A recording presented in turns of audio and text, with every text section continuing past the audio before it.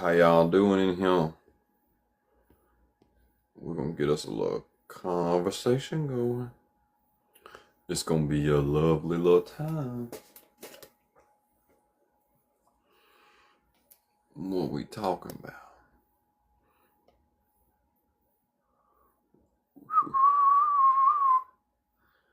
What y'all doing up in here? Up in here. Now, I need to change the background a little bit so it'll get squared away, you know what I'm saying? I can't read the comments yet because I'm still sending the live out to some folks. Yeah, I'm gonna make it a little smaller where you can read all of it, because I'm sure you probably can't read it right now, I would think. But we're gonna change the layout of it if I can remember how to do that. Y'all know I ain't the best at this shit.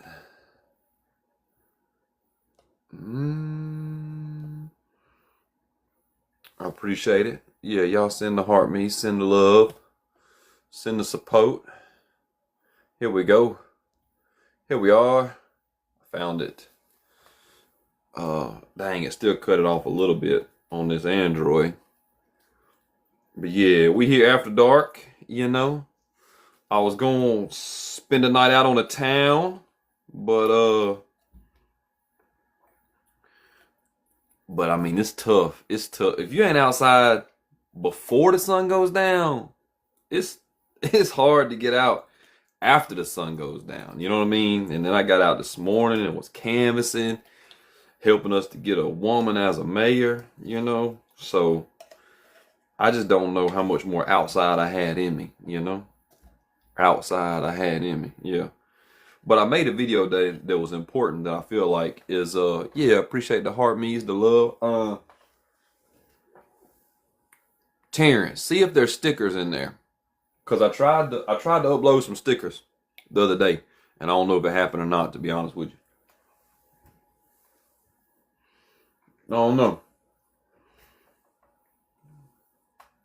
But yeah, like I said, this background, if you're against no stickers, oh man. If you are no personalized stickers, if you are against DEI, if you are against free healthcare, if you are against, oh, look, they is in there. All right. Bam. Appreciate it. You know, if you are against free healthcare, you know, if you are against, thank you for the fan club, school lunches, you know, if you are against raising wages, then that lets me know kind of where you stand at, you know, where you at in society. You've got an issue with people, you know. You gotta, how do we tell? But you know, at the end of the day, a lot of things that happen inside the government are a distraction from working class issues into a culture war, you know. No, I don't want to co-host nothing. And culture wars always distract from working class issues. Identity politics are important because of representation and voices, but the Democrats spend so much time in identity politics that they forget the issues to all people, which disenfranchise a lot of marginalized groups to a bigger degree than all people. That's what DEI is for, is to try to help that out. But the people that support this dude, whew, Lord, you know what I mean? This guy, this is the distraction right here, right? These folks don't care how bad they're doing, just as long as somebody else is doing worse than them. That's all they care about. You know? How can we tell? How can we tell? If you disagree with this background, send a request up. Let me have a conversation with you. You know, share it to the ops.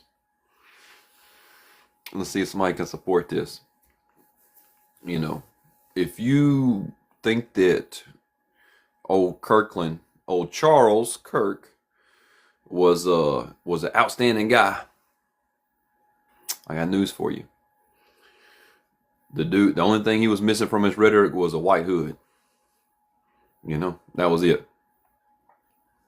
Same thing with the dude in the background too. The only thing he's missing from his rhetoric is a damn wizard costume.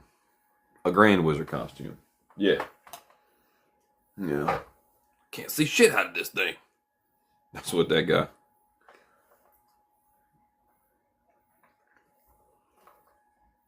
Which is bad news. Did anybody just be eating peanut butter straight out of the jar?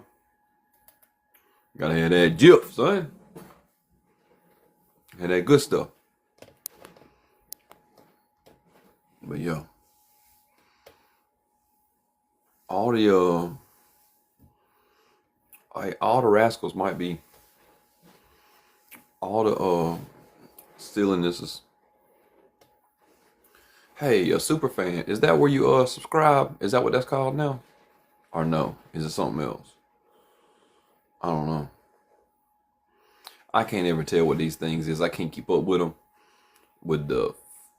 Yeah, well, I appreciate it. I appreciate this subscription.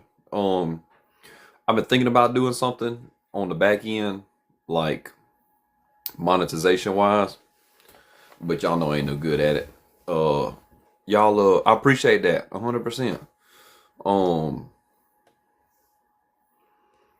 on YouTube. For those of y'all that fool around over there, that's definitely where I'll be bigger at if something happens with this platform. I'm on the gram, Alabama fella, search it across all the things. I'm probably going to end up making a website here about running for office at some point in time. I feel like that would be the way to do that, and then that way all the social medias can just be linked on the website. So we'll see how that kind of goes, you know. But before I do any of that, I need to get my ass a haircut, because it's about a damn bush. But that ain't the point. The point is that we need them files. Hey, Terrence, that was 15 years ago. You know, that was 15 years ago. So don't hate too much. I gotta get this fade back right and get the beard looking a little better. The little mustaches off but that ain't the point. I'm gonna get there. Look, the barber, she been in Aruba, man. You know, and I ain't just trying to get my hair cut up by anybody. I ain't trying to get anybody. Yeah, is there an op in here? Y'all come have a talk. Y'all come have a discussion. You know? I know there's some folks out here that think a black pilot is not as good as a white pilot. I know that. I know there's some people that think that free health care for all is a problem. They think it's going to make people lazy. What we need to do for the minimum wage, I'm not though. That's the problem. I'm not the tolerant left. I'm not that. Immediately starting today, we need to set a minimum wage of $15 an hour nationwide. And then we need to incrementally change it, double the inflation rate until it reaches about $30 an hour. So the inflation rate from 2025, at the end of 2025, going into 2026, everybody will get a pay raise, double the inflation rate. And then that way businesses will have time to adjust to market pressure on wages. That's like a right out the gate. We need that to happen right now. 15, the fight for 15, but then put a clause in it that it doubles the inflation rate of that year. until we get to a point to where people are surviving. Um, Policy is poverty. Like that's what this has got going on, right? So when policy doesn't support these types of things, then it breeds and makes a place for poverty to happen. You know, when you don't have access to health care, you don't have access to food or shelter, then that creates a problem in society because society is now not taking care of the people. And more of folks are okay with a society that doesn't take care of them. They just think that you should just work harder. And at the end of the day, working hard, the poorest people work the hardest in this country. So it's kind of foolish to think that working hard is going to get you out of poverty. You know? Yeah, Cap CEO pay 100%. To where? I don't really know. But right now, just 100 times the lowest paid employee, I will be happy with like today. You know? Remember, cap it at 100. And then slowly just lower that down until it's like probably 15 or 20 or something like that. Yeah, something like that would be great. You know, that's a lot of pay difference right there. A lot. And essentially that's what China does. That's their model. They're just slowly implementing policies that are socialist to work towards a communist society. And that's what we should be doing. You know? That's what we should be doing. What's up, Lex? Hey, what's up, host? Thank you for letting me up. How are you? I'm good. How you doing? I'm doing pretty good. Let me see. Let me read your prompt. It's kind of cut off towards the left. Let me see. If you Can't have a really. problem, if you have a Huh? problem, if you have a problem with black, brown, Uh huh. gay, Uh huh. um, I forget what that last word is. DEI, free healthcare, free school lunches. Then you're Mhm. probably racist, homophobic, misogynist. Mm. I pretty much agree with that. If you have a problem with black, brown, gay, DEI, literally clock it. Also, I came up here mainly to say you're a really attractive man. Come on now. Yeah, Don't pull of away from course. the. You know you're attractive, sir. But anyway. I agree with the prompt for the most part. And DEI has been really talked about and stuff, with Kirk and everything. So I don't see why people are so against it, right? Because it's just making fairness for the for job applicants who get looked over because of race. But yeah, really attractive. Can I see your muscles? No, ma'am. We're not. We're not. We're not talking about physical attributes here, like muscles or nothing. Okay, no worries. No worries, but you're a really fine young man. You Well, single? this is not a dating application. I appreciate the love and support. Of Um, course, of course. All right, you take care now. yeah, I appreciate it.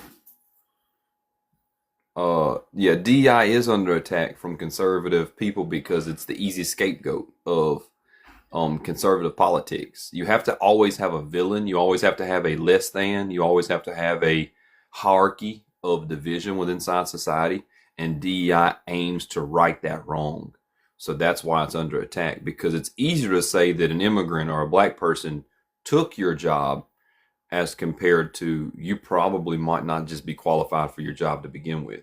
You know, because I've never met a black woman in a position to where I was like, yeah, she's just vastly underqualified or even marginally underqualified. Usually, black women have to jump through more hoops to get the same type of um, transparency in society and get into a position than someone that doesn't, and that's what DEI helps to write. So at the end of the day, we need to have those discussions more, and it makes people uncomfortable. It's made me uncomfortable when somebody that doesn't speak English as well as I do understands what I need to be doing better than I need to understand it. That's like my mediocreness doesn't hold up. It doesn't hold a candle to what this person's jumped through and went through in order to be here, standing in front of me, or be competitive at my level. So there's nothing more confident than a mediocre white man. Mm-hmm. Uh-huh. So yeah, but we're gonna yeah.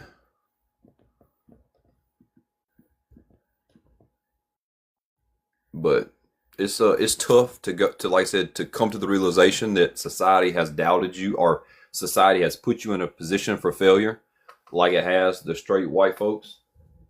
The fragility of that, and we have to have the discussion of, we have to have that. We're never going to get rid of it if we don't have the talk about it. But that's what all of this kind of background points to. It's easier to say that bathrooms are the problem instead of 1 in 4 children don't have access to food security.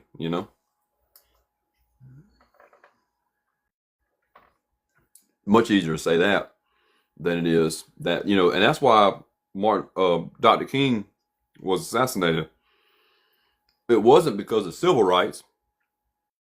It was because he spoke about economics needed to be changed in this country, and working class folks needed to get their fair share.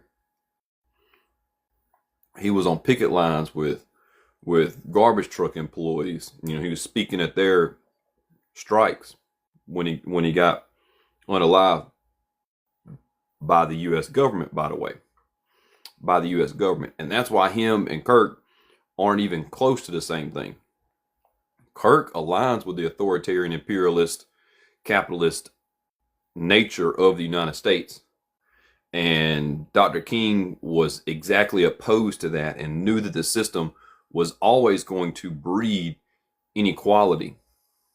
And it was going to divide that on racial lines, on gender lines, on worship lines, religion, all these types of gender lines, all these types of issues were going to be what the government used to divide the working class. So I know that it's on straight white folks, especially men, to understand that. So I feel as though it's my job to help educate that. As soon as we all get together on the same plan of, hey, we're getting screwed over by the system, then we're gonna be okay. Like that's the U.S. government hate to see us coming all together. Oh yeah, not a doubt. And the Democrats are just a wing of it, right? Not that we won't use the Democratic Party to get somewhere where we want to be at, because it's the most viable way to get there. I don't know if this person requested entire way. Yeah, what's up, Serene? I just came up here to see if I could request to see some shoulder divots. I don't know if that's...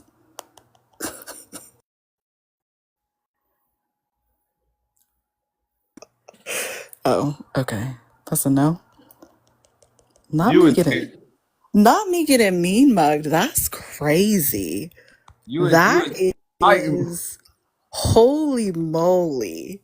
I expected Terrence to say something when that person was up there earlier. I expected Terrence to put some stickers in the comments or something. I don't know. I mean, you didn't have any ops, so I thought I'd come and try to entertain the masses. That's what the Well, masses are here for. The shoulder divots. no, it's Saturday night. What? No, the masses are here for shoulder divots. We're here for revolution. Uh, Mm-hmm. Sounds monotonous. Hmm? Sounds like a lot of work. No. Sounds like a lot of work. What's this person talking about? Look, we might have causing ruckus. Oh Is no, that no, an... they just Is that... that's not an op. No, we just cutting up. Is that right, Serene? Is what right? About this... About We just the cut shoulder divots? no, and nobody's here to see the shoulder divots. Whatever. Nobody's here. Nobody's here for that. I don't think that's I'm true, just but that's okay. We could talk I'm about just a the background. You're just a what? yeah, Oh, don't do that. I'm just a man. No I'm just a thanks. man. Nah. Exactly. Negative. Oh, Wrong. Thumbs down. Opt out. yeah. Uh-huh. Bad I just knew subscription. that I just knew that this prompt was going to bring in the ops. I'm confused why there's none. Yeah. I don't know. They might be out. Was there a clan meeting or something that I missed? Did I? But shift to your right a little bit so you're not. Yeah, there you go. Just so they can see ops only. Galaxy to drop. No, that's a bit too far. Go a bit more in. Yeah, that's better. It is. It is Oh, Saturday night. There might be a Mayo I Sapien. mean, you've been. I mean, people go live on Saturday night all the time. That doesn't mean Mhm. anything. That The does not dag. mean anything. The dag said top 3 books I'd recommend. Oh, Um. okay, we're about to do a book club. I can also answer the prompt. I think that. Well, firstly, I'm not an op, so maybe I can't answer the prompt. You can answer it. You can answer it. Um, I would Uh, say I would say yes. I would say affirmative in affirmative. that. Yeah. I would say take out probably. Yeah. Just I thought that make it an absolute statement. because I figured that the That's what ops I would be would say. like, it's not a definite. Uh Okay, but huh. you're proving the point though. But you're proving the point. you know. Exactly. One of Exactly. one of my favorite books is called Outlive, and that ain't got nothing to do with revolution per se, but it's got everything to do with revolution because a healthy people is an informed people in the mind, but if you don't have your physical being to do that and to be able to interact with society to the utmost degree, then that's an issue for revolution, right? And this book teaches you about how to do that. So there's something that we call like medicine 2.0, which is the system that we kind of operate in right now, which means something happens and we kind of fix it, right? And then medicine 3.0 would be like, how do we fix the problem forever happening? You know what I mean? And that's what this book kind of describes. Like, heart problems don't happen when you're 50 or 60 or 70. There's precursors that we know of in your 20s that can lead to heart conditions. So how do we take care of our bodies and minds before that, right? Like, I'm at an increased risk for neurodegenerative diseases. So I exercise and do things accordingly to try to limit that stuff from happening. That way my what you call your marginal decade, which is the last decade that you're alive, is better. And if you make your marginal decade better, then it also pushes it further away, right? So if your marginal decade is in your 60s or your 70s, it might be in your 80s or your 90s. But it's called Outlive by Peter Attia. Uh, but yeah, I mean, health and fitness has been on the forefront of what I do for like a long time, longer than like revolutionary politic and stuff like that. So yeah. But anywho, did I cut you off, Serene? Mm-mm. You said I don't be You listening. didn't. Did I say that? When did I say that?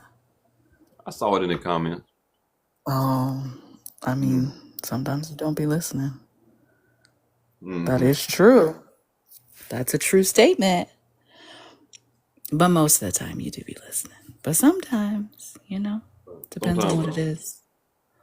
Yeah, uh, sometimes you like to be knuckleheaded. I want to talk about this book too.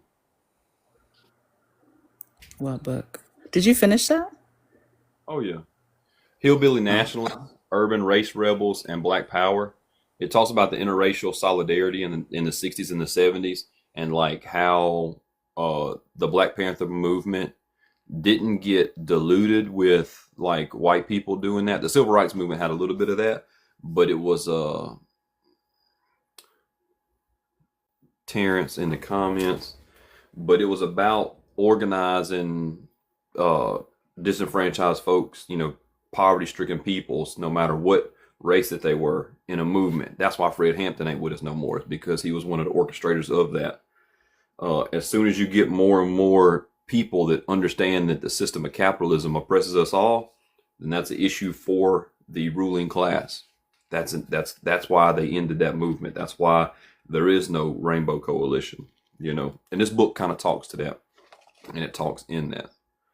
So firsthand accounts of people that were by Fred Hampton's side and by organizing in Chicago in the 60s. It's just good stuff. Good stuff. About how the capitalist class oppresses us all. Good stuff. Anyway, that's for the white peoples, though. The black people don't really need to waste their time reading this book. But it's about how to be. Ally is a verb, not a noun. You know. And this book kind of talks about that. But there was a group called the Young Patriots and the Rising Up Angry. And to be honest with you, I think that people that orchestrated the MAGA movement and the far-right extreme movement that's taking place today use a lot of the language that was formed around this to orchestrate their movement now, because it's a lot of the America First movement is in this book, but it's talked about from a left-wing perspective. It's the same way that the German Socialist Party was co-opted in order to take an authoritarian figure and put it at the top and say, I'm going to fix your problems. A lot of people support the 1930s Germany because they spoke to the issues that they spoke to the wealth inequality. They spoke to working class folks. The same way that somebody was going to be lowering the groceries. Somebody was going to make sure that you had good jobs and you had this and gas was going to be cheaper. That's what happens. They co-opt the movement. They take the language and the wording around it and use it to their advantage and fool the people that are in the movement of supporting them. That's why it's always voting against your best interest. But anyway, what do you think about that, Serene? I agree. Here. I also think that there's a book by Emmy O'Brien about the communizing of care and capitalism that's really good for people who've dealt with the healthcare system and a lot of medical malpractice or just not being properly supported by insurance. That's a really good book too. And there's a PDF of it online. So you just have to Google it. And it's called Family Abolition. And that's a good one too as well. I've sent that one to you. Yeah, I'm definitely definitely a big socialist. I think that a lot of people that are in here are big socialists. That's what Serene. So the socialization of the market would help hospitals and help people be able to get more health care instead of less health care. You know. Yes, because it becomes communal and not individual. And when it's Correct. individual and driven by profit, that's when we get to where we are now, which is the bad place. 100%. What do you think about that, C Mac? Hello? Hey, Hey, what's up? do you disagree with that? Yeah, listen, I think you're showing everything I need to see about you with having Epstein on Trump's head. What have you said about Bill Clinton? Oh, Bill Clinton was a horrible president.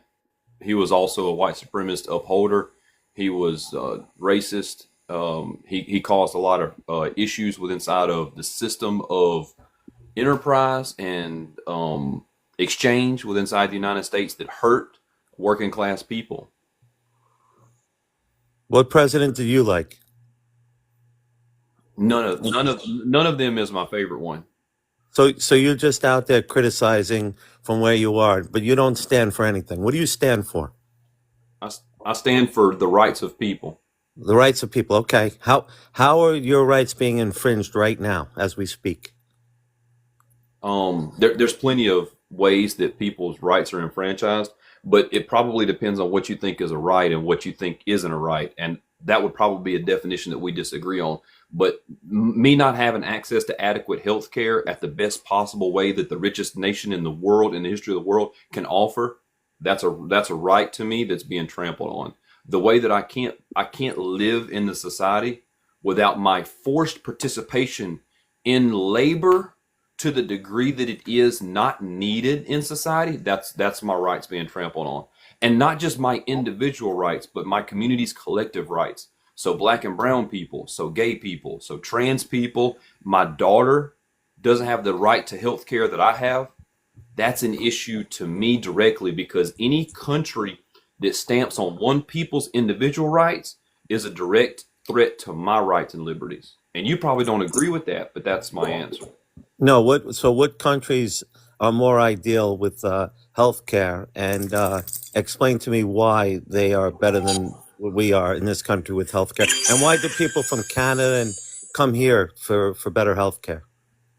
So do you know what country has the most doctors per capita?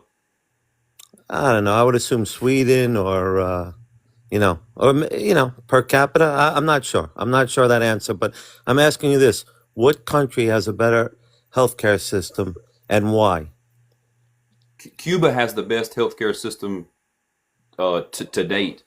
They have more doctors per capita. They have so many doctors that anytime that there's any type of crisis in the United States, like anytime there's a hurricane on the Gulf Coast, Cuba sends doctors. Even though Cuba might have hurricane damage also, they have so many doctors that they have a surplus and they can send them. They can't take doctors from the West Coast or up north because we have a large disadvantage of doctors here, where Cuba thinks it's a human right that everybody should have access to a doctor's care.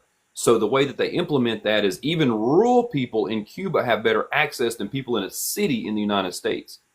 And I'm not saying that that's a perfect system, but I'm saying that they're working towards a better system. They see that healthcare is a human right, so they're doing their best to provide it to the most amount of people. And the Okay, United States don't do that. okay, all right. Listen, all right. Now you've really gone off on a tangent here. So you're bringing up Cuba, okay? They see that as a right.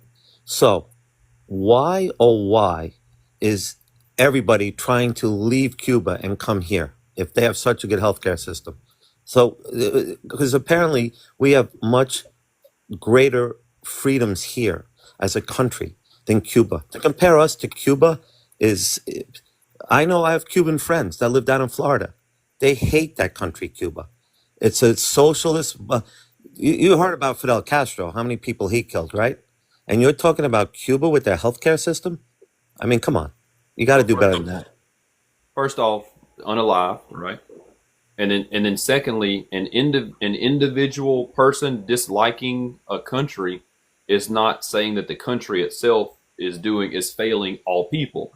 The same way that Serene and I are both born and raised in the United States with much different experiences, as opposed to oppression that is dictated by the state, which is the ruling class. So also, I would like to point to the fact that we live in a capitalist world, and Cuba has been sanctioned and embargoed. And do you know how many coups were thrown at Fidel Castro? Do you know that the United States government tried to assassinate him over 600 times? Yeah, well, Why do you think that the United States spent millions of dollars trying to unalive that man? yeah, Your taxpayer dollars. Your taxpayer dollars. Remember that, right? yeah, that was Kennedy, and there's a lot of presidents tried to do it. As I recall, when was the last time we tried to, literally, when was the last time we as a country tried to overthrow Fidel Castro? When was that? Oh, I don't know the exact date. I just know that it was attempted Yeah. several hundred times. So again, why do you think that little old Cuba?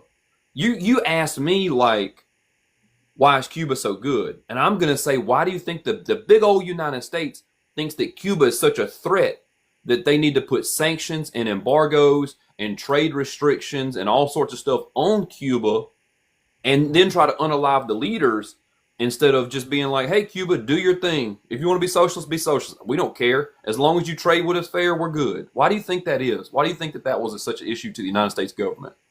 You're familiar with the Cuban Missile Crisis, 1962, right? You're familiar with that they let the Russians have nuclear missiles right in their port. They were going to bring right across the shores from us. That is a dangerous threat to our country. And Kennedy saw it as such, right? Why was Cuba letting Russia bring missiles and pointing them at our shores? Why was Cuba doing that if they're such a great country? C-Mac, how many times have nuclear missiles been released in the world? How Yeah, many times have they been used in the world? once by a Democratic president, Harry S. Truman, I don't care about. 1945, against Japan. So that's how many Hiroshima times? and Nagasaki. So that's two Right, nuclear bombs have been dropped on right, citizens of the world. right. By who? by us. The United States government, right? Right. Who Okay. bombed Pearl Harbor in 1941? Harry Truman slept like a baby, and God bless him. He said, "I just saved 1 million Americans by doing that." Japan started with us. They declared war on us out of nowhere. We were a peaceful nation in 1941, C December Mac, 7th. C Yeah, Mac, C Mac. I that's gotta, history. That's I gotta true. stop you because look, the things that you're saying are untrue because you're not taking Untrue. because you're not taking enough steps back. We've never been a peaceful nation. The United States has never been peaceful. It's always been hostile to the point of there was a black man hung last week in Mississippi. To the point of Kirk was unalived last week. We've never been a peaceful nation. Okay, so understand that there's been the eradication of native and indigenous people across this land for generations, and then there's been the enslavement of black and brown people for generations. And on top of that, the only thing that was amended in the Constitution was the right to then impose slavery type mindsets across all working class folks, which is what we have now. Because that's probably what you are. You're working class or not? Of course.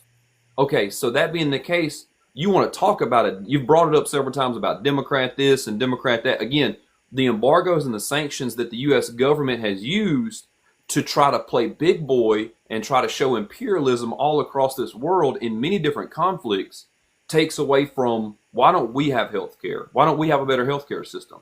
Why don't we have a better retirement fund? Why are our children hungry?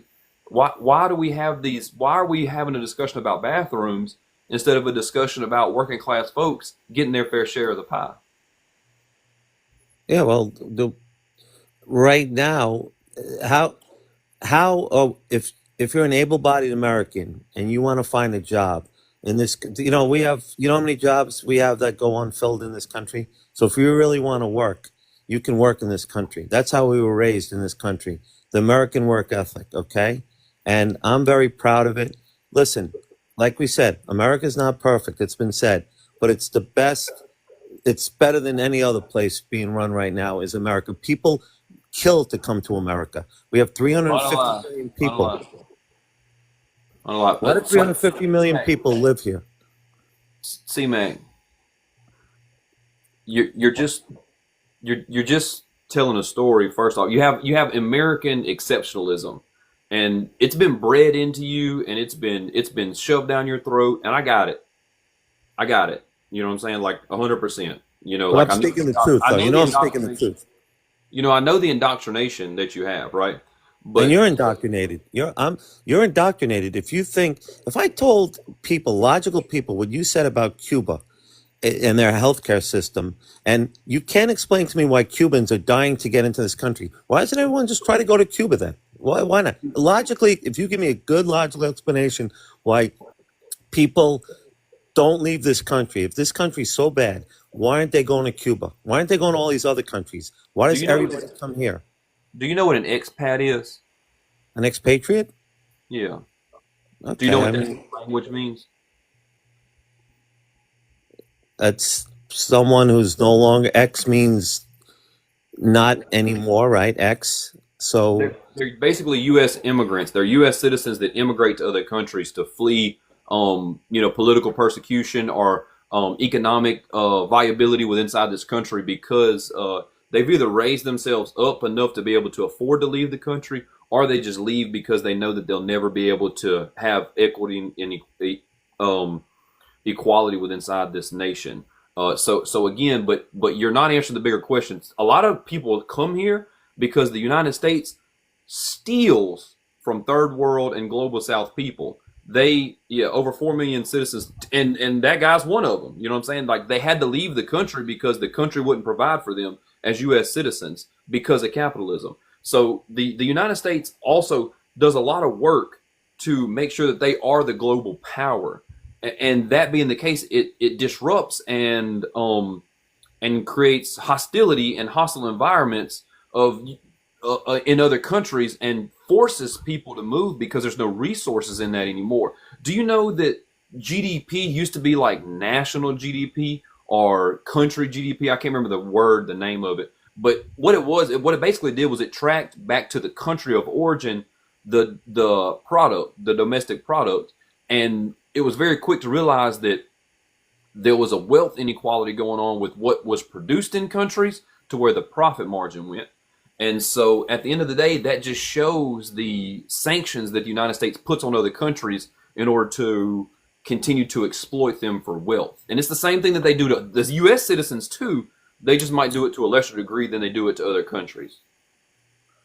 So you gotta start naming me all these countries that are better, that where all these expatriates go, that they're having a better, that they got such a raw deal in the United States that they decided to go to these countries. You gotta start naming a list of these great countries that people are going to that are better than the United States. What are they? Oh, I mean, there's plenty of countries that do that. Mexico is threatening to send all the American immigrants back now because of the way that the ICE agents are treating folks. Yeah, Asia, several places, Thailand. I know a couple of people who live in China itself. There's plenty of countries now to go through and to name them all is kind of silly because, like I said, there's millions of people that do that. So at the end of the day, what are you getting at? Are you thinking? Do you think that I'm lying? Do you think that people don't leave this country to go live somewhere else so they can live so peacefully? I think people James do. Baldwin lived in Paris for years because of the blatant racism and homophobia within inside the United States. Like it was proven that's why he said it. There's plenty of interviews. Do you know who James Baldwin is? I believe he's an author. No. Yeah, of course you don't. But anyway, so like I said, at the end of the day, there's plenty of examples of that. There's plenty of, Denmark, France, Spain. Like I said, almost every country has some type of U.S. citizen in there because of the way that the United States works in that. There's Facebook groups. There's with millions of members. What are you talking about? Let me ask you. All right. Tupac Shakur's mom don't live here anymore because she's a political refugee. What are you talking about? I got to ask you this. Where do you live? What state? What's my name, fella? Let me see. Oh, Alabama, fella. All right, I just looked it up there. I just came across this. All right, Alabama. So you live in Alabama, okay? I'm 62 years old. I've worked 40 years in New York City, okay? 40 years. I still work there, okay? The stuff you just mentioned was you got to get out of your Alabama shell. New York City, you talk about homophobia and racism and stuff like that. Every day, I am with all types of people across the spectrum. It's a melting pot, New York City. It's fine. Everybody gets along with everybody. I don't see all this racism there and this and that you're talking about. So where are you coming up? You're throwing out these broad terms, okay? You're talking about a place that existed in the 60s. My daughter and my son are both, 20 and 17. They have gay friends. They have black friends. They have Indian friends. Mexican. They're all a mixture. They don't know what it's like. This new generation that's coming up, they're making America better. The younger generation is going to make America better. There's more white people marrying black people. And guess what happens? You have then offspring that can trace their roots back to black and white. The more you have of this, the less racism and everything you're going to have. I think you're just throwing it out there that with this, you're talking of a period in the 60s and 70s that clearly doesn't exist anymore. And I'm in New York City every day, and I see it with my own eyes, and I live it. 40 years. It's come a long way, okay? A long way. And you got to give it credit for that, okay? No, you just want to be negative about everything. C-Mac, I'm not saying that we haven't made progress. Please. But to say that it's eradicated is crazy. I would like to point, are you a white guy? Yeah. And you've lived in New York your whole life? Yes. You've never lived in another state? Nope. I was born in the Bronx, moved out to Long Island, worked in the city. I've been in New York City, but I've traveled all over the country, and I have friends. You got to get out of your bubble, man. I've lived in like 6 states, and my passport's got a lot of stamps in it. You got to get out of that New York bubble, okay? That's the first thing you got to do. Also, you gotta pay attention to what's going on in New York. Have you listened to Zoran Mamdani's campaign? Yes or no? Oh my God! Please, people can't wait to leave the city to get away from that guy. This guy's the biggest moron that ever hit the face of the earth. Perfect. Don't bring your ass to Alabama, though, okay? We don't need no more use discounting racism and saying that it's okay around this motherfucker, all right? Don't bring your ass down to the South. Stay somewhere else. Maybe go to another country if you don't think that this one's good enough. Maybe something like that. But at the end of the day, I would like to tell you that you can't decide on what's racist or not racist individually. And also, I would like for you to understand that you don't experience all of New York. I don't give a fuck how long you've been there or not been there.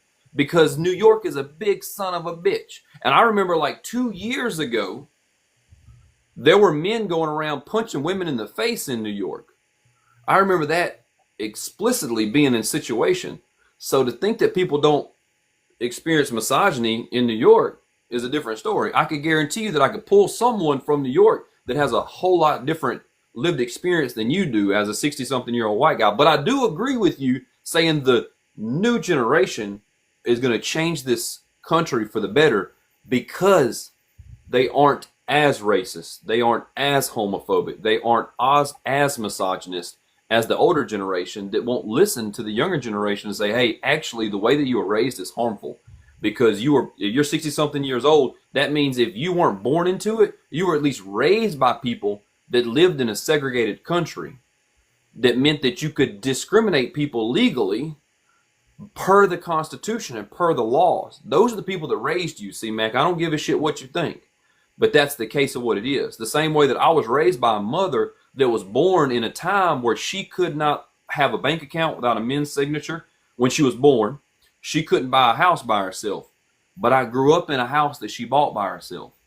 So the law has changed, but that doesn't mean that she wasn't raised in a country that said that women were less than. So there's only so much deconstruction she can do. And there's only so much deconstructing I can do. But the newer generation is going to do even more. And the next generation is going to do even more. And so to think that it's all done is silly in your part. I didn't remotely say that. You didn't listen to one thing I'm saying. I didn't say it was done. I'm saying progress is being made. That's what I said. I didn't say it was done. And I still go back to a question that I can't believe for the life of me. You have to explain this to me. Why are there 350 million people in this country now? Do you agree that we've taken way more people than leave this country? There's way more people that want to come to this country than are expatriates. Do you at least agree with that? Please tell me you at least agree with that. And I want to know why. You're saying why do more people come to this country than leave this country? Yes. Because and that's a fact. We can't dispute that. That's a fact. Look up all the records. It's more people come into this country than leave this country. More people. You're giving me specific examples, like, this person left because of this, and that. What about all the people from Mexico that tried to cross the border to get into this country? I lived in the city with them. And don't give me this stuff. I'm sorry. I'm not taking a back seat. You're saying I got to get out of my bubble. I've traveled all over the country. I just took a cross-country trip in my car. Drove 84 hours round trip out to California, okay? I've been all over this country. I've been everywhere. I have friends all over, so I've been everywhere. And I've seen the hotels with all the illegal immigrants in my city and causing crime on the subways, pushing people onto the tracks. These are all stories that are true, 100%, and I've witnessed it. So don't tell me about living in a bubble. I'm 62. I've lived a far more expansive life than you have. You got to catch up to me as far as figuring out what's going on in this country. And you're backing Cuba up like I've never heard in my life. People are dying to get out of Cuba, dying. Unaliving. You got to use better language there, C-Mac. See how you can't even understand that? Because you're old. Understand what? You need to say unalive. You have to use TikTok friendly language. I've corrected you a few times, but you don't care to listen because you're an old man and you think that the way that you think the world is the way that the world should be. And I'm telling you that you're wrong. Now, you can disagree with that statement, but you're an individual person. Driving across the country in your car as a 62-year-old white man does not prove anything that this country is great or this country has more people coming to it or anything like that. I don't know if you know this or not, but tourism is down right now. Tourism is down, and there's contracts being discontinued because of the policies of this man right here, because of the work that this man's been doing to dismantle the system of democracy and liberty within inside the United States. So you can say all you want the same way that the birth rate's down. The birth rate's not down because women don't want to have children. The birth rate's down is because they don't have access to health care, and men are constantly whooping up on them. So why would you want to subjugate yourself to a lifetime of oppression by men that are harmful, EI people like you? You know, so like, of course they're not going to have as many children. Of course, you know, why would you not? So at the end of the day, you can continue to have, you know, you can continue to try to point the blame at different things, but the United States is imperialist. It's colonialism 101. It is sanctions 101. It's coups 101. Like it has all the things. Why do we spend 10 times the amount of money on the military? You know, when who are we combating here? Oh, we're trying to fight the communists and the socialists. I got you. We're trying to fight the idea of liberation as an imperialist country instead of helping the people of the country. Where is your boy Mandami going to get the money for all the free bus rides and the grocery stores and all the great ideas he has? Where is he going to get this money from? Where is it coming from? He's going to tax the rich and the wealthy corporations. You're well aware of the fact that they're all leaving now. You know that, right? There's guess a what? conga line to get out of there. Guess what? They can go. They can go. Yeah. That Was a nice pivot. That was, instead of addressing all of what I said about the United States being an imperialist, capitalist, oppressive, authoritarian regime. You're speaking gibberish. You are. You're speaking gibberish. You're speaking like the young, inexperienced peon that you are. Really. In talking to you, you're calling me an old white dude, all right? I know way more than what you'll ever know at this point. Seriously. I have 2 young kids. Okay, do you have any kids? Are you raising kids? What are you doing? What are you doing? Right now, I'm arguing with old men online. And well, where are your kids? It's working out really well. Where are your kids? Yeah, my kid is being 17 years old, you know, like 17-year-olds do. Yeah, well, I have 2 kids, and I'm raising them in a proper way. And you're calling, you know, you're insulting me. You're calling me an old white dude. I don't want to insult you, but now I got to start insulting you. Are you not an old white dude? No, I'm not. Are you not saying that you're way more experienced than me? Yes, way more than you. Lived a lot more life than I have. I'm almost 40.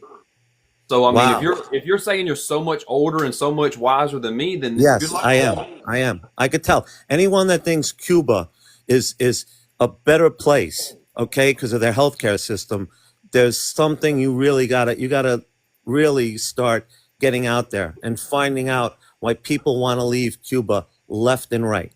Why do they want to leave Cuba? Why do people want to leave Cuba? Why are you upset at an identifier? Are you not white? Is that not okay? Yeah, but that doesn't define anything. I go by what did Martin Luther King say?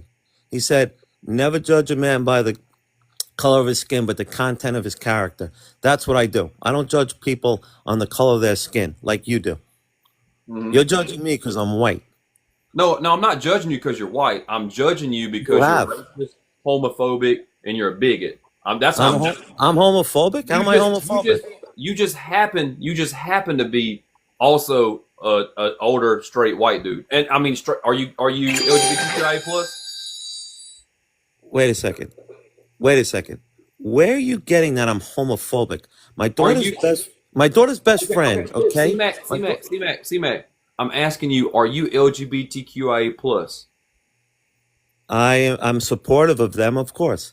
I'm asking you if you individually are. Do you identify within the rainbow community? Are you gay? Are you a gay man? Have you had a boyfriend? No, I have a wife and 2 kids. Okay. I'm heterosexual, but I support LGBTQ. My daughter's best friend is a gay gentleman by the name of Hayden. Great guy. He stays over here all the time. Hey, don't bring Hayden into the conversation, okay? I will. Don't bring Hayden. Don't Toki. I'm homophobic. Why does this guy stay in my house all the time and I'm homophobic? Why are you calling me homophobic? You don't know anything about me. Do you think that we need to have laws against bathrooms and transgender people? You know where we need the laws? Yes, we need laws when they try to play in female sports, which they're trying to do We definitely need laws against that, 100%. And listen, as far as the bathrooms go, I think all the bathrooms should just be uh, neutral, gender neutral, and then there wouldn't be an issue. Like when you go to certain restaurants, some of them, there's not male or female. You just go in, it's a bathroom, you knock, go in. All bathrooms should be like that. I'm fine with that. I have no issues with, you know, someone, a man who identifies as a female and goes into a female bathroom. That's fine by me. I have no problems with the bathroom. I have a big issue with men that are superior physically, that are identifying as women, that play in female sports. I Okay. think So there's something that wrong with that. first off, C-Mac. First off, I want to say that that's not happening. You can point to a case if you want to. You can show me a case, but I also will. I I will. I also will. wait I wait will. wait. You can see my mouth moving. I would like for you to understand that this man right here has more cases brought against him for harming women than there are trans women in pro sports. Did you know that? Did you know this man has more cases for harming individual women than That's there it. are See what trans you just women said. See that in this is where sport? you lose me because you're lying now. That's a lie. How many cases has Trump had against him? Again, that women are brought up against him. Then th- we had two men boys trying to play against my daughter's flag football team, and luckily the coaches stopped it at the last second. People wanted to know why these boys tried to do it. It's out there. It Oh, happens. What do you C-Mac. think? Oh, C-Mac. I said pro sports, and you said flag fucking football. What about that? What you call it? The swimmer? Flag What's her name? football is not pro sports. I don't know if you know Okay. this or not. There's a little bit of a difference in between your daughter's 10-year-old playing sports and pro fucking ball, which is what the law is trying to regulate. Okay, it's trying to regulate collegiate and pro sports, and Right. use trans people as a way to divide and oppress people. The same way that they did to black people back in the 50s and the 60s. Did you know that the Civil Rights Act, do you know what year it was passed? 1965. 64. The Voting Rights Act was 65, but right there. But did you know that Alabama SEC football team did not allow black people to be on the team until like 1971? So Yeah. it took them 7 years to still allow black people to be on the ball team. And the only reason that they let black folks on the ball team was because they went and got their ass whooped by a bunch of black boys. And then they were like, you know what we got to do? We got to let them play. If not, we're gonna get our ass whooped. Because they didn't want them Right. to. They didn't want them to. And it's the same thing with trans people. Y'all are just using it as a scapegoat to continue to divide. That's not the fucking problem of why you're still working at your age, or you don't have enough retirement, or you don't have access to health care, groceries are expensive. That's not the answer to those things. The answer is that the laws help people begin more and more billionaires, just like New York has more billionaires per capita than anywhere else. But you're concerned that Mobdani's not going to be able to pay for 5 government-ran grocery stores inside inside of each borough. You're concerned about that. You think that that's an issue. When I'm telling you that the state of And free Alabama bus has rides? What about the free state bus of rides? Alabama has dozens of alcohol stores that are owned by the state. So for you to think that a grocery store can't be operated by a city is crazy, because there's other cities that also have those. There's other cities that just, if the city's mom and pop shop ends up going out, they'll just buy the damn grocery store and they'll run it like a government entity, because people deserve to have access to groceries. And that's what Mom Donnie knows. So that being the case, at the end of the day, you think it's an issue, when in reality, the issue is that the corporations and the wealthy billionaires continue to take instead of using the system to provide for the people, which is what socialism is. All right. Seriously. Mandami, let's say he gets elected. All right. Now, honestly, you're going to come on here a year from now, okay? And do you believe that this system will work of his, the grocery store, and he's going to get all billionaires to pay for it? You're telling me a year from now that's going to work? Plus, he's talked about free transportation. defunding the police. There's a lot of things he's He's talked never about. said defund the police. Never one time. What did he say? He said that the police are being asked to do too many things that are going outside the bounds of what they signed up to be a police officer for, and they're having a lot of mental stress because they're answering 200,000 calls per year for mental health cases. And so we need to come up with a mental health team and fund them appropriately, and then that way these calls that aren't crimes, robberies, homicides, stuff like that, the police don't have to answer to mental health cases. They only need to answer to the calls of burglary and carjackings and the things that police signed up to do. And then the second thing that we need to do is the police system itself has a lot of money in the budget every year for overtime because of the amount of turnover inside of the law enforcement agency in New York City. And when you talk to police officers, they say this. They say, sometimes I got to do two shifts, 3 shifts. I got to work 70 hours, 80 hours a week. And every bit of that is coming out of the police budget. So we're going to take away some of the responsibility of police officers. And in the same time, that's going to allow them to work less hours and have a normal home life as compared to having to work all these hours because we have to have people on shift. So that's going to give a better quality of life to New York City police officers. So now you're not going to have the turnover rate that you have now, and you're not going to have the issues with inside of split-second decisions because the officer's been working 20-something hours without a break. That's what Mamdani said. Mamdani said he did not want to defund the police department, but you listen to Fox fucking News and you thought that's what he said. I don't. No, I don't. And listen, let me tell you something. You got to stop being degrading like that, okay? With painting me in this corner, okay? That I listen to Fox News. I'm a white guy driving around the country. That's no way to have a normal debate, okay? I'm not calling you Alabama little white redneck down there. I'm not using that, but you're gonna make me go there because you keep using these terms. I don't watch Fox News. I don't watch Fox News, okay? And let me tell you something. It's very important you understand this. I have friends, okay? Friends, unlike you, that are New York City policemen, okay? They're leaving in droves. And you know why they're leaving? What do you think the main reason they're all leaving? And I know the answer. Let's see if you know it. I know the exact answer why they're leaving. Why do you think they're leaving?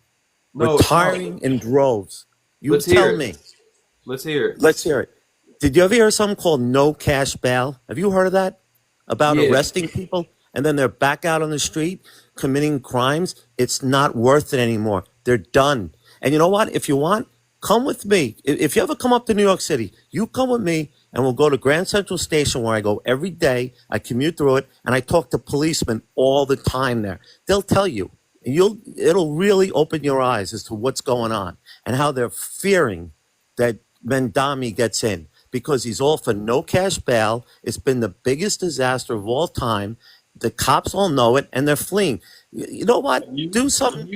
Hold on. Hey, C-Mac. Yes. I know that you've been listening to Daddy Trumpy a lot, but can you find I talk to people. Can you find a quote that says that Mamdani is gonna keep that he loves no cash bail?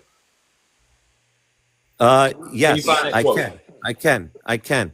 No doubt. Listen, and I don't watch Fox News. It has nothing to do with that. I talk to policemen. They're telling me this. I talk to people on the street. I talk to actual people. See, and once again, you're subverting the issue. You know what you're doing? You go, oh, you listen to Trump boy here, Trump boy. You keep painting this picture because I'm not the kind of guy that you thought you were going to argue against. You thought you were going to get a guy who's Fox News, loves Trump. I talk to these people. You're more than welcome to come up to the city and talk to the policemen, okay? And they'll tell you what they think of your boy Mamdani, okay? And everything is you're so clueless as far as saying, oh, he's going to help the policemen out. They're going to be working less hours, and they're going to be what are you smoking down there in Alabama? You got to get out of your little cocoon down there. Come up to New York City and talk to the policeman. Been to New York City. I've been there. Have you talked to the policeman there? Have you? Yeah.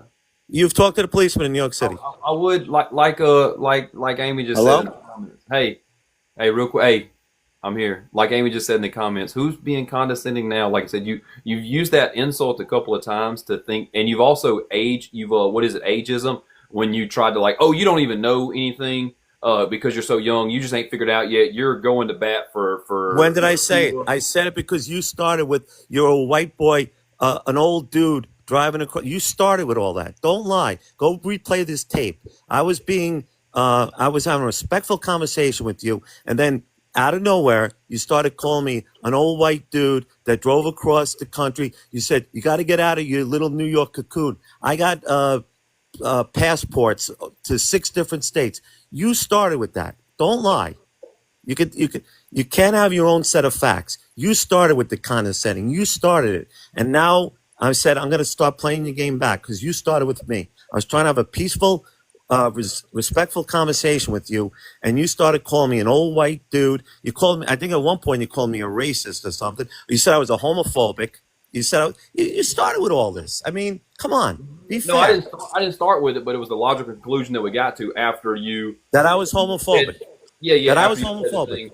Yeah. Where'd you come up with that Hey, I was Tim, homophobic? I don't know when we started passports for states. I don't know. That's something that's brand new to me. I didn't know that. You don't have to have a passport to come to Alabama. I know that.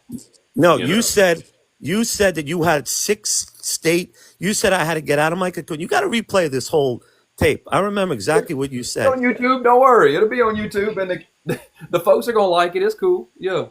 And they'll see who started this whole thing. And by the way, I'm telling you, you have to come up and talk to New York City policemen. All right? Yeah. Could you be open minded and talk to New York City policemen about what they feel about Mandami? And what you just said, I'm sorry, is blatantly false about his support for the police. Okay, he is not supportive of the police, and he's going to keep no cash bail. Once again, can you come on after he gets elected and be honest and say, you know what, that CMAC was right. He didn't get rid of no cash bail. He hasn't helped the police out. The police are still leaving in droves, and that's what's going on. I know it. I see these guys every day. Trust me. You know, I see crime all the time down in the subway. Sometimes I'll even point it out to them. People jump turnstiles all the time. Nobody pays the fare. Okay, I point it out to police. You know what they tell me? They're like, "It's not worth it. Just go on your way. It's not worth it." So Exactly. Why they don't don't you want go to get write police up calls? people. They don't want to write up people and normal people. This isn't just people that need help from healthcare workers. These are normal, everyday people. I see students on their way to school in the city jumping over the turnstile. Not one of them is paying. You know how much the MTA lost last year in money? $1 billion. $1 billion. Look it up. It's crazy what's going on in there. And I Hey, see it every day. hey, guess what, C-Mac? Guess what? Guess what? If I was the mayor in New York, I'd take the turnstiles out the fucking gates, and everybody could ride the subway for free. That's what I would do. And Who's going to look, pay for that? and guess what else? Guess what else? Mom Donnie's working on that himself. He hasn't Who's released going it to pay yet. that? He's gonna Who's start. going to pay for it? He's gonna start with the buses, and then he's gonna move to the subways, and the shit's gonna be free 99. And then old men like you that think that you need to be subjected to oppression your whole fucking life are gonna blow your fucking mind, because you're gonna be like, what are we gonna do when people are gonna be able to move around and people are gonna be able to go from one place to the other without paying $3 for a metro card? What are we gonna do? What are we gonna do? And we're gonna say, it's because the system is supposed to be built to help the people, not to help the profit margin. Who's going to pay for it, or is the labor that does the work? You don't need investment from individual folks. You need investment from the system of society. You don't have to have it from the individual folks. The $3 ain't fucking helping, brother. The $3 ain't helping. All right. It's All right. not that serious of a concept. China has put in hundreds and hundreds of high-speed rail. There's nowhere that you can go in China that you can't get there on a high-speed rail from state to state to state, to city to city to city. And they've done it all. Guess what they did? Guess what they did? They wrote a fucking check from the government and they paid for that shit. I don't know if you know this or not, but the U.S. is not $37 trillion in debt. That's literally an IOU to itself. We have a sovereign cash fund. We write our own money. Money is made up. The points don't matter. The U.S. dollar is only backed by people spending the U.S. dollar. All we have to do is just write a policy that says we are going to forgive ourselves of the debt, and then there's no more debt. Just conservative dumbasses like to use the debt as a fear-mongering tool to try to get bargaining chips with inside of the Congress. That's all that it is. We're going to raise the debt ceiling. We're going to raise. Japan bought back billions of dollars of its own debt, and you know why? Because debt's made up when you have your own money. But you don't understand that concept, and you don't want to talk about that because that would help working class folks. You'd rather belittle and talk about those other people that might end up getting a night in jail, a weekend in jail, and be able to oppress other people that are jumping the turnstiles. You'd rather talk about that shit than you would talk about why do we even have to pay for a system that the government already runs and operates. That doesn't make any sense to me. Why would So, why is that a case? You see what I'm saying? Like that's your problem. You're stuck on you're trying to use it again because of you fit into this trifecta of a category, okay? And I know you don't like to be there. I know you don't like to be there because you don't even like to be called an old white dude, even though that's exactly what you are. You're an old white dude. I guarantee you, if I look, you turn your camera on. Turn your camera on. You got hair? yeah, I got like I'm kind of balding. You know what I'm saying? So you look like an old white dude. You know what I'm saying? You can turn your camera on, prove me wrong, or you can just accept the facts of you're like an old white dude. You know what I'm saying? When somebody looks at you, they're like, "Hey, you're an old white dude." You know what I mean? Like, and look, I'm trying to get to be an old white dude. I want to be there one day. I really, really want to. I'm an aspiring old white dude. I'm gonna be grumpy but what I'm not gonna do is I'm not gonna bitch at little kids for being on my lawn. I'm gonna be like, "Hey, look at this. I got a big yard out here. Y'all should play ball in this yard. That'd be great for y'all to play ball. I see y'all's yard ain't very big. Y'all should play ball in my yard." Because why would I basically privatize and say, "Yeah, get the hell out of my yard," like an old man did to me when I was a youngin'? And why would I not say, hey, check it out? The same way, like I got old cars, okay? And one of my favorite things to do is to let youngins crawl all over my car, get in it, take pictures of it, rev it up. I love that shit. I love it. I love that. Because at the end of the day, society is about friendships and relationships and community building with people. It's about taking care of people. Because I didn't get to do that much when I was a kid, even though I saw old cool cars and stuff like that. But old men were assholes. And they were like, "Get the hell off my car, boy." You know what I mean? And that's creating division instead of unity. Okay? Listen, you got to circle back to something. Wait, you're saying that Mandami is gonna have free subways and free buses and the grocery stores, and you're saying who's gonna pay for it again? I need to know this. And by the way, can you be fair? And a year from now, come on and say, you know what? That CMAC was right. I was wrong. The cops are leaving in droves.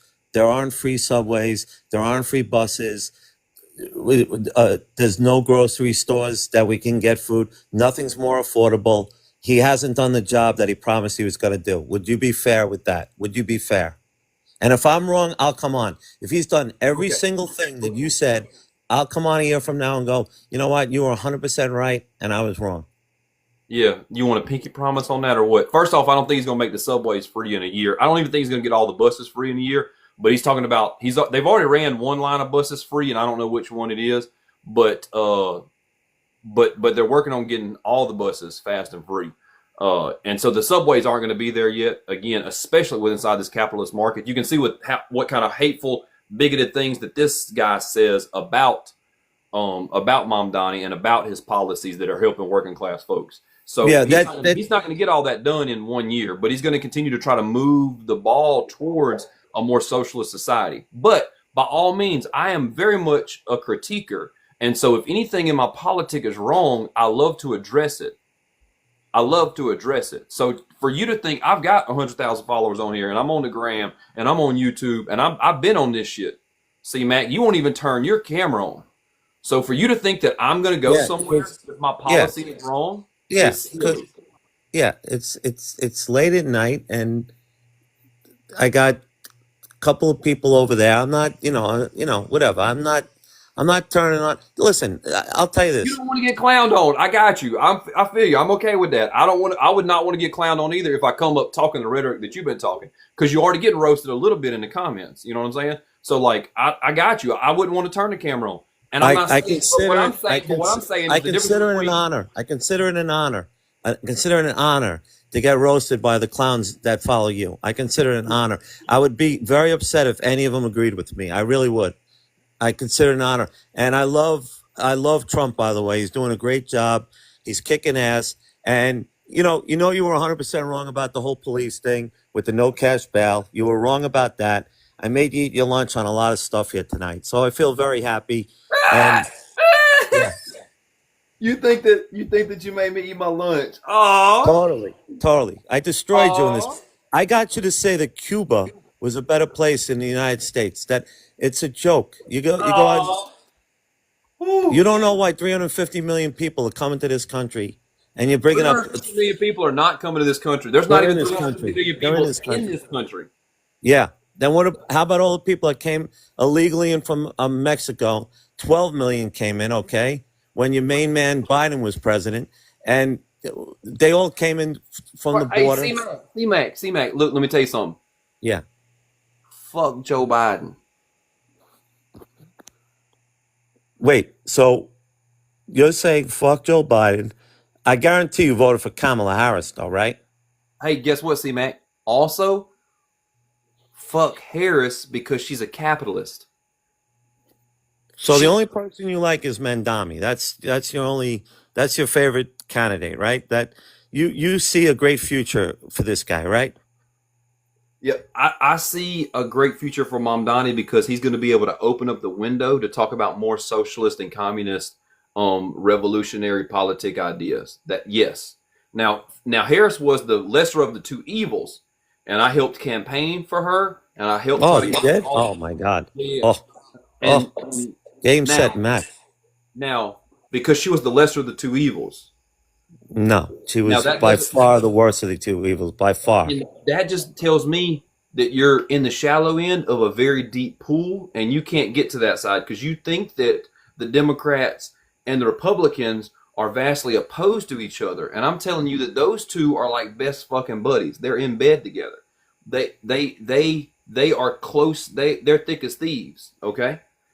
So, and you think that one is opposite of the other just tells me how blind you are and how indoctrinated you are and how much lying rhetoric that they've been brainwashing you with as an old man, to think that they are so far opposed to each other because they're not. And that's where the problem really is, you know. Yeah, It's well, really to think yeah, about. yeah, yeah, yeah.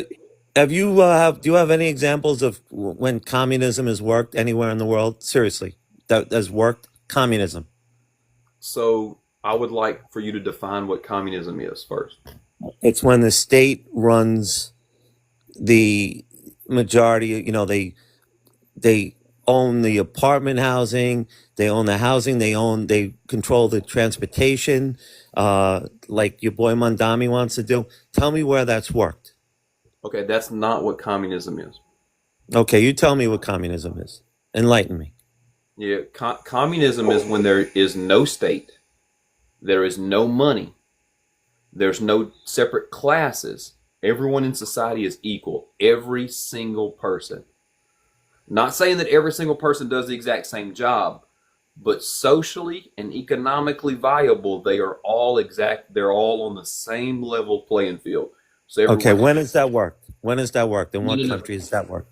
I'm gonna say when has that ever happened? Not when has Yeah, it worked, but when when has has it. it ever happened? It's never happened, Why C-Mac. not? Why not? Because we've never been to a communist society. That's why we've never fully achieved a communist society. And that's usually because when anybody declares they're trying to work towards a communist society, the capitalist system does its very best to create sanctions and to bomb them and to embargo them and to put sanctions and and go at war. Do you know what the Cold War was? The Cold War between the United States and Russia Yeah. in the 60s? Yeah. Yeah, I've heard of it. Sure. What? Yeah, What do you think that was going on there? Do you think that Russia was at a threat to the United States? they tried to put the missiles down in Cuba and point them at us. Did you hear about the Cuban Missile Crisis, 1962? We already been over that. No, I know. The United States was fighting a proxy war in that. The United States was creating an issue there, not Russia. The United as soon as Russia came out as the USSR, not Russia itself, but the USSR, the United States would not no longer do any trade with them. They would not do any deals with them. They would not allow any technology to go there. They did their very best to cut them off completely from the world because they were scared that socialism would catch on. So at the end of the day, like I said, I'm telling you that when has a socialist society ever been given the opportunity to work? Not communism, because we haven't reached communism, and it'll be many, many generations before we get there. But when has socialism worked? When has socialism been given the opportunity to work without a whole bunch of oppression from the state? And if it's so bad, why does the United States government spend so much money making sure that it doesn't work anywhere else? Do you know about the coup in Chile? I've heard of it, and they were trying to make it. I'm assuming. What were they trying to make it, socialist or communist? And then there was a coup to turn it back. I don't know. You tell me what happened down there. Yeah. And you still have to come up with a place. You said all you keep saying is every time people tried to turn something socialist or communist, capitalism stepped in and stopped it. Who were the where in this country, by the way, have people tried to make it communist, and then who were the capitalists that stepped in and stopped it? Like, who were the great people that were going to make this country communist? Who are they? Name them in this country, and then who are the people that stopped them? Name specifically who. Do you know of a guy named Martin Luther King Jr.? Of course, What happened to him? he was assassinated. By Who who? assassinated him, and where? Who assassinated? Yeah, who assassinated him and where? If you know so much, and on what date was he assassinated? You should know all this. Yeah, the CIA assassinated him in Memphis, right? The CIA did? No. Yeah. What was the name of the guy that was assassinated Martin Luther King? What was his name? The government unalived him. The government did that, huh? Yeah, the capitalist class, the ruling class, the United States government. There were also April the 4th. I was thinking it was April the 14th. My birthday is April 18th. But there's COINTELPRO. I mean, there's all sort of literature. It's been declassified to a large degree. You do know that, right? Like Fred Hampton also was a proud socialist that had over 100 shots fired into his apartment by the CIA that organized and orchestrated with Chicago PD in order to unalive him, because J. Edgar Hoover wrote in the FBI files that the Black Panther Party was the biggest threat to American capitalism that American capitalism had seen. Organizing of people was a big issue to the capitalist class. And I know that you don't want to hear that because of the propaganda, you know what I'm saying? But yeah, I mean, Fred was feeding people, and he was just saying socialism for the people. And if you don't like socialism, then you don't like the people. All he was doing was feeding youngins, clothing folks, organizing renters so they could have a tenant union to go against scum lords and stuff like that, you know? So what are you talking about? What's the decision? You know what I mean? Like, I mean, by all means, I know this might be tough for you to understand, you know, but Bill O'Neill unalived Fred Hampton. Malcolm, you know, just so much that I know that it's tough for you to understand. I got you. No, thanks for educating me. I never knew that the CIA and not James Earl Ray was the one that shot Martin Luther King. Thanks for telling me. I didn't know that. I'm getting a great education here. Yeah. Where do you get your information, by the way? You accused me of Fox. Where on Christ's green earth do you get your information from? Really, I need to know. Where do you go? I mean, really. I guess you weren't. I guess you weren't. I hate to say. Here's a book that was written by firsthand experience Okay. uh, of hillbilly nationalists. So this is the white struggle, the white liberation, to band together and to liberate poor white people. A lot of people that have moved from like Appalachia into the suburbs and city of Chicago and realized that like it wasn't a black and white issue, it was a class issue. And as soon as white people gained fell in line basically, or organized and um, got together with black and brown people, so they would be able to fight the system, right? Like that's what this book talks about, and that's what the black liberation is about. And I know that you might not understand that because you said that racism is done or gone or something like that because your kids have black friends and gay friends, which is a crazy Wait, way. wait, wait, wait. See, once again, and play this tape back. I never said that. I said we're making tons of progress. You just see, this is what you do. You said it's done. I said it's done. I never said that. I never said that. So just quote me correctly. That's all. I mean, come on, stop with your exaggerations and stuff. I can go there too. I can exaggerate everything you've just said, and we could play that little game that you want to play. Okay? No, I you never said said it was good. racism was done. Okay? You said it Go was check the good. You tapes said out. it was the greatest country in the world and all that type of stuff. And I'm telling you now It that this is. country, this country's first off has never been great, and it still won't be great. And we're in crisis mode about different things, like the UN talks about that there's a crisis right now, and there's countries that are de-investing in us and pulling back different things like the people that were just arrested at the Hyundai plant from I can't remember if it was from South Korea or if it was from Japan or what it was. There was an Asian group of people that were in chains and shackles and stuff. Korea, and they're now pulling $5 billion out because the United States is. They said in their news that the United States is on the brink of a civil war, and that they don't have safe policies for our people to be there. So that being the case, our people won't be there. And so you're thinking that it's a great country, and I'm telling you that that it's just not. It's just not. It's a great country for straight white men. Got you. Like you can just say that, but don't try to act like it's a great country for everyone because it's not. And it's not even a great country for you. You've just been lied to. That's all. So you seem to know more about my experience in this country than I do myself. So you know better. See, I'll turn it back on you. I'm going to say everything you're reading or you think you know, you're being lied to as well. You are being lied to. You need an enlightenment, okay? You got to get out of your little Alabama getaway southern haunt and come up to the city. And like I said, talk to the policemen and get some real feel of what's going on in this country, okay? I Get got out of you. your little I, Alabama. God knows where you live, okay? God knows. I can only imagine. And by the way, do you give every penny you make to the poor to help them out? What do you do with all your money? Do you what do give it you away? I what hope you money? give it away. Hope you give it away to people that need it, right? You're like that. I hope you do it, What right? You're money? trying to What make the money? country better. Do you give all your money away to people that need it? Answer me yes or no. Yeah, I actually run my business as a socialist business. So yes. So you literally live on nothing and you give all your money away to people that need it, right? You do that. I Yeah. believe you if you do. That's what you do.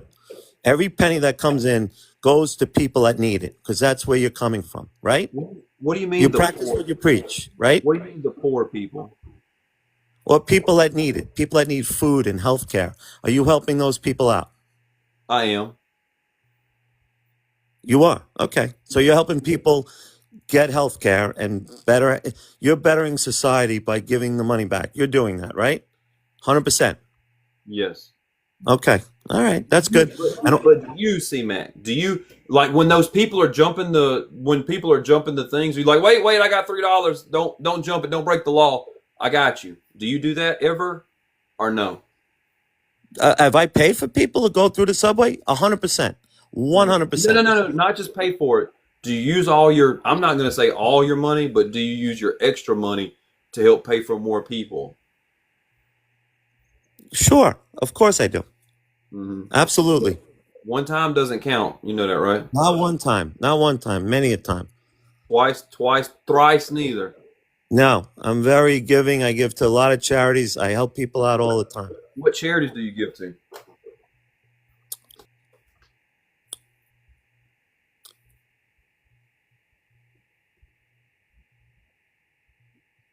What charities do you give to? Catholic charities. That's number one. But I know if I said it, it's gonna start this whole religious ramble. But I give to Catholic charities. That's a big thing I give because they help feed the poor. That's the big one I give to. You talking about the same? You talking about the same Catholic Church that had the biggest sanction against child abuse, sexual child abuse? You talking about that church? Yeah, but not Catholic charities. They don't do that. Okay. Catholic charities is not involved in sexual abuse. Yeah, I would like to point out that that was the quietest that you've been on this panel since you've been on this panel. Is when I asked you what charities that you donated to. That was the quietest that you've been since you Yeah, got up. because you know why? Because I was just trying to say, oh, if I tell him Catholic charities, it's going to lead him down this another path, and whatever. And I could just see where it's going to go if I say Catholic charities. Okay, so I was just trying to think of if I should even tell you about it. But I do give to them. I give to Catholic charities, and so be it. So and just like listen, you're telling me you help people with healthcare and stuff like that. So I'm sure there's people out there that can prove me wrong and say, hey, Alabama Getaway, whatever your name is, has helped us out with healthcare. He gives money and helps us out, Mhm. right? Mhm. Yeah, I do. I would like to point out that anytime that we get like into the nitty gritties about things, you like to bring up something that's like wildly out of left field. And you're like, oh, I hope you give all your money away. You Right. know, That's true. Because you talk a big game. I want to know if you are actually practice what you preach. You talk a big game like most liberals and I know you're going to say, "Oh, I don't like the Democrats. They're in with the Republicans." But you just said but then in the next breath you said you helped out Kamala Harris. So I got that out of you, okay? mhm. You had to admit that, all right? Yeah. Well, do you know why I helped out VP I Harris don't know instead why of? because you said the Democrats Mhm. are is just as bad as the Republicans, and yet you helped her out. I So said who's I didn't being a say. hypocrite? Wait, I didn't say that they were as bad. I said that they were also bad. I said fuck the Democrats. I said fuck Joe Biden. I said fuck Harris because they're still demonstratively bad for society and for working class people. But they aren't as bad as this dude. There wouldn't be millions of people being kicked off of health care if Harris was in office. There wouldn't be thousands upon thousands of families being broken up because of ICE agencies. There wouldn't be the amount of lawlessness that's going on inside of the Capitol building right now if Harris was there instead of this guy. I'm not saying that there wouldn't be. Countries wouldn't be pulling back contracts because of how harmful and on the brink of civil war the United States is if Harris was in there. Okay, like there's plenty of things that I think would be better if this dude wasn't in there. We wouldn't look like fools and imbeciles on a national on the world stage if Harris was there instead of this person. But I can hold two truths at the same time. I can say that the Democrat would be better than this person, but I can also say the Democrat has got a whole bunch of bull going on too, just like we talked about with Clinton and the trade deals that he put in place in the '90s that sealed the deal. You know, and we wouldn't, we just wouldn't have all the culture wars. We wouldn't have the bathrooms issues that we have because at the federal level, they create and instigate things that then get taken down into the state and city levels and stuff like that. We just wouldn't have that type of stuff. So at the end of the day, yeah, I'm going to try to help the most amount of people that I can. Okay. Leisha's back. Leisha was the racist from the other day, Serene. You remember her? Yeah, I do. I actually, affirmed her racism in the comments to her. Yeah. Yeah. She said he Just in called me a case. racist every other word. And I I'm like, said, hey. yeah, because you were being racist. That's what that Yeah. was. That's why he said that to you. But it goes to show that like free will is a crazy thing. Because she's here too. Still. No, my favorite word actually, Leisha, since you asked, is revolution, because Serene can attest to that. It's true. So He loves that word. yeah, because at the end of the day, revolution is what's going to fix our issues. You know what I'm saying? Oh, I don't care if you asked about it. I'm telling you, because you're here. You're here on your own free will. You can swipe out this motherfucker. You can listen to me. Don't bother me one bit. But I'm gonna talk about revolution for a minute since I brought it up. We can try to reform, but that's never going to get us away from, because the Constitution and this country was built on the oppression of people.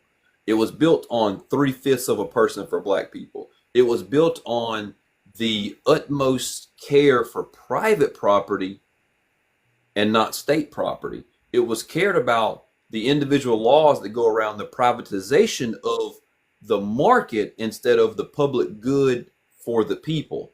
And you'll never be able to reform away from that. As long as we live under a constitution that deems people less than and holds a vote away from people and holds laws and regulations and subjugation of people, we'll never fully be 3/5 of a person. We'll never get away from that. You cannot band-aid bad things and expect them to be good things. You'll never get there. If you break a bone, unless you set the bone and wear a cast and get everything correct, you'll never get mended. And then even if you do those things, all it takes is one x-ray and you'll see that the bone has been broken. The bone has had issues, and it will never be like it was, and it'll never be perfect. So, and until we light the Constitution on fire, we will have these issues. We will have racism. We will have misogyny. We will have homophobia as a institutionalized way of life within inside the United States, because that's what capitalism breeds, and there's no other way around it, right? You can have individual people that are bigots, but C-Mac's not holding the system up, okay? C. Dave's not holding the system up. Leisha's not holding the system up. But they are supporting policies and politicians that codify and write these laws into existence and still build on past laws that are racist, that are homophobic, that are misogynistic. That's the holy trinity of that. And all of it falls under capitalism. So when capitalism rules the land, you're going to have those three things under it. And that's just all that it is. So that being the case, we got to get it going, Bam. Hey, what would you consider Cuba? Like, what kind of place is Cuba? What would you consider that? Like, it's what are you, socialist, communist? How would you phrase? It's not capitalist. We know that. What would you say Cuba is? Cuba is a socialist society. Social society. Okay. Now, how are their freedoms down there in Cuba? What do you think of their individual Now, freedoms? C-Mac, we have to talk about. I don't know. It's almost like when these cishead fellas are like so enthused with gay people and trans people. It's like, why you got to keep going back to whatever? You know what I'm saying? Like, you just can't. You're centered around something that's just like, what's the deal? But Cuba itself, the first thing we have to do is think about Cuba in the global aspect of what Cuba is, and that is a small place that is cut off from trade with much bigger countries. Okay. Do you understand that? Yeah, sure. Okay, so think about it like this. Staten Island is an island, right? Of course. Okay. What if Staten Island was no longer allowed to trade or have businesses that bought stuff from mainland? How do you think Staten Island would survive? It probably wouldn't. Good point, right. Now think of Cuba in that same way. If Cuba economy is cut off from the rest of of society. What do you think is going to happen to the people and the economy of Cuba? Yeah, of course. But listen, if Staten Island goes socialist, okay, if that's what they're doing and they have a dictator ruling their country, that's when they're getting cut off. We cut them off because of No. Fidel Castro. And by the way, you to all these people making comments about me going back to Cuba, he brought up Cuba. Alabama Getaway brought up Cuba as the greatest place with doctors and healthcare. So that's why I'm going back to Cuba. I'm asking about their individual rights there. And how you can possibly defend that as a country is beyond me. I think you're dying on that land right there. And you brought Cuba You up, not got me. oh All man, these oh people. man, unalive, unalive. Quit saying DIE. Quit it. Quit it. Quit it. I am tired of you not understanding the concept that we are on a social media app and you cannot say DIE. Okay? Does that make sense? Does that make sense? You cannot say DIE. All right? Me? And I'm not and we're not talking about the individual freedoms of the people, right? But we can talk about the system that is Cuba, right? And rights are different for people here in this country. Okay? You got to understand that. We aren't free in the United States. Do you know that or no? Um, define freedom, and I mean that. Define what am I not free to do in this country? Define freedom. When you say we're not free, what am I not allowed to do? So you define how I'm not free to do something. Name it, and I'll tell you if I can do it. Can you Define freedom. can you can you be a late night host and talk bad about the president? Um, yes, yes, you can. Yes, you can. It happens all the time. It happened. You cannot be a late night host and say a horrific lie about how MAGA killed Charlie Kirk, if you want to go there. The guy is not even buried yet. C-Mac! Quit saying bad words that you All cannot right, what am I use on what am I TikTok. supposed to say? What am I supposed to say? Unalive? Not My alive? God. What am I supposed to say? What are the rules here? How many times I gotta say unalive before All right, I'll that? say unalive from now on. I'll say unalive. But you So also were lying your little ass off, okay? I'm not lying at all. That's not what dude said. Dude did not say how horrible MAGA was. It's on tape. He said MAGA was responsible for the death of Charlie Kirk. Did he not No, say that? he said Why do you MAGA think? is trying to do their best job at pinning it to the left instead of them. Okay, He so said MAGA's doing everything they can to make sure that he's not one of them. but MAGA didn't have to do that. That it didn't. It came out that it wasn't MAGA that did it. MAGA didn't do that. But you're getting lost. You're getting lost into the example. I've got several videos that say stuff like "fuck Charlie Kirk," and also "fuck Charlie Kirk." Now, but I'm telling you that you can't be a late night host and say that, or you'll end up losing your economic viability with inside this capitalist society, and that's what happened. So I'm telling you that they're not free to do that. You know what else you aren't free to do? Breathe clean air. You know what else you aren't free to do? Capture rainwater in certain states and counties. You know what else you aren't free to do? Move around without having to work to do that, right? Because you can't move around without money inside this system. So you're forced into economic oppression by way of wage labor. So you're not free to do a lot of things. And so you're not free to have solar power inside of Alabama and still be hooked up to Alabama Power, which is the only company in this state. So you cannot do that. You cannot harvest water in order to generate electricity with. You know, there's many things that you cannot do inside this. Got you 100%. You know, and like I said, it's a story when you're talking about freedom. Okay, you can't go to Cuba. You can't. You're not free to represent the people. You know, because the way that it's set up, if you're a woman, you're not free to have a health care, critical health care.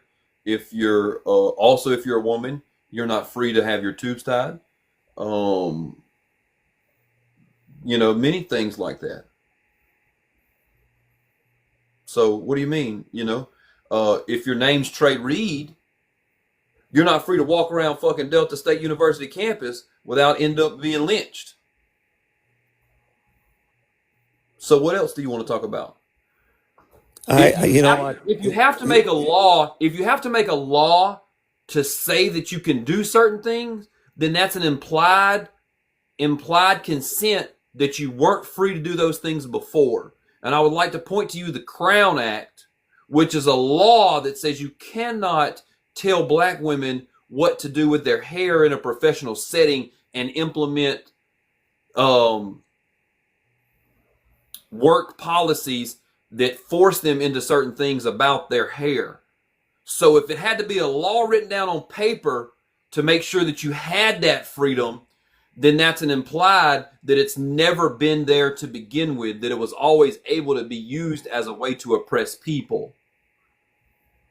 And that there's only one state that has it now. So that means 49 states you can do that with and get away with it according to the law.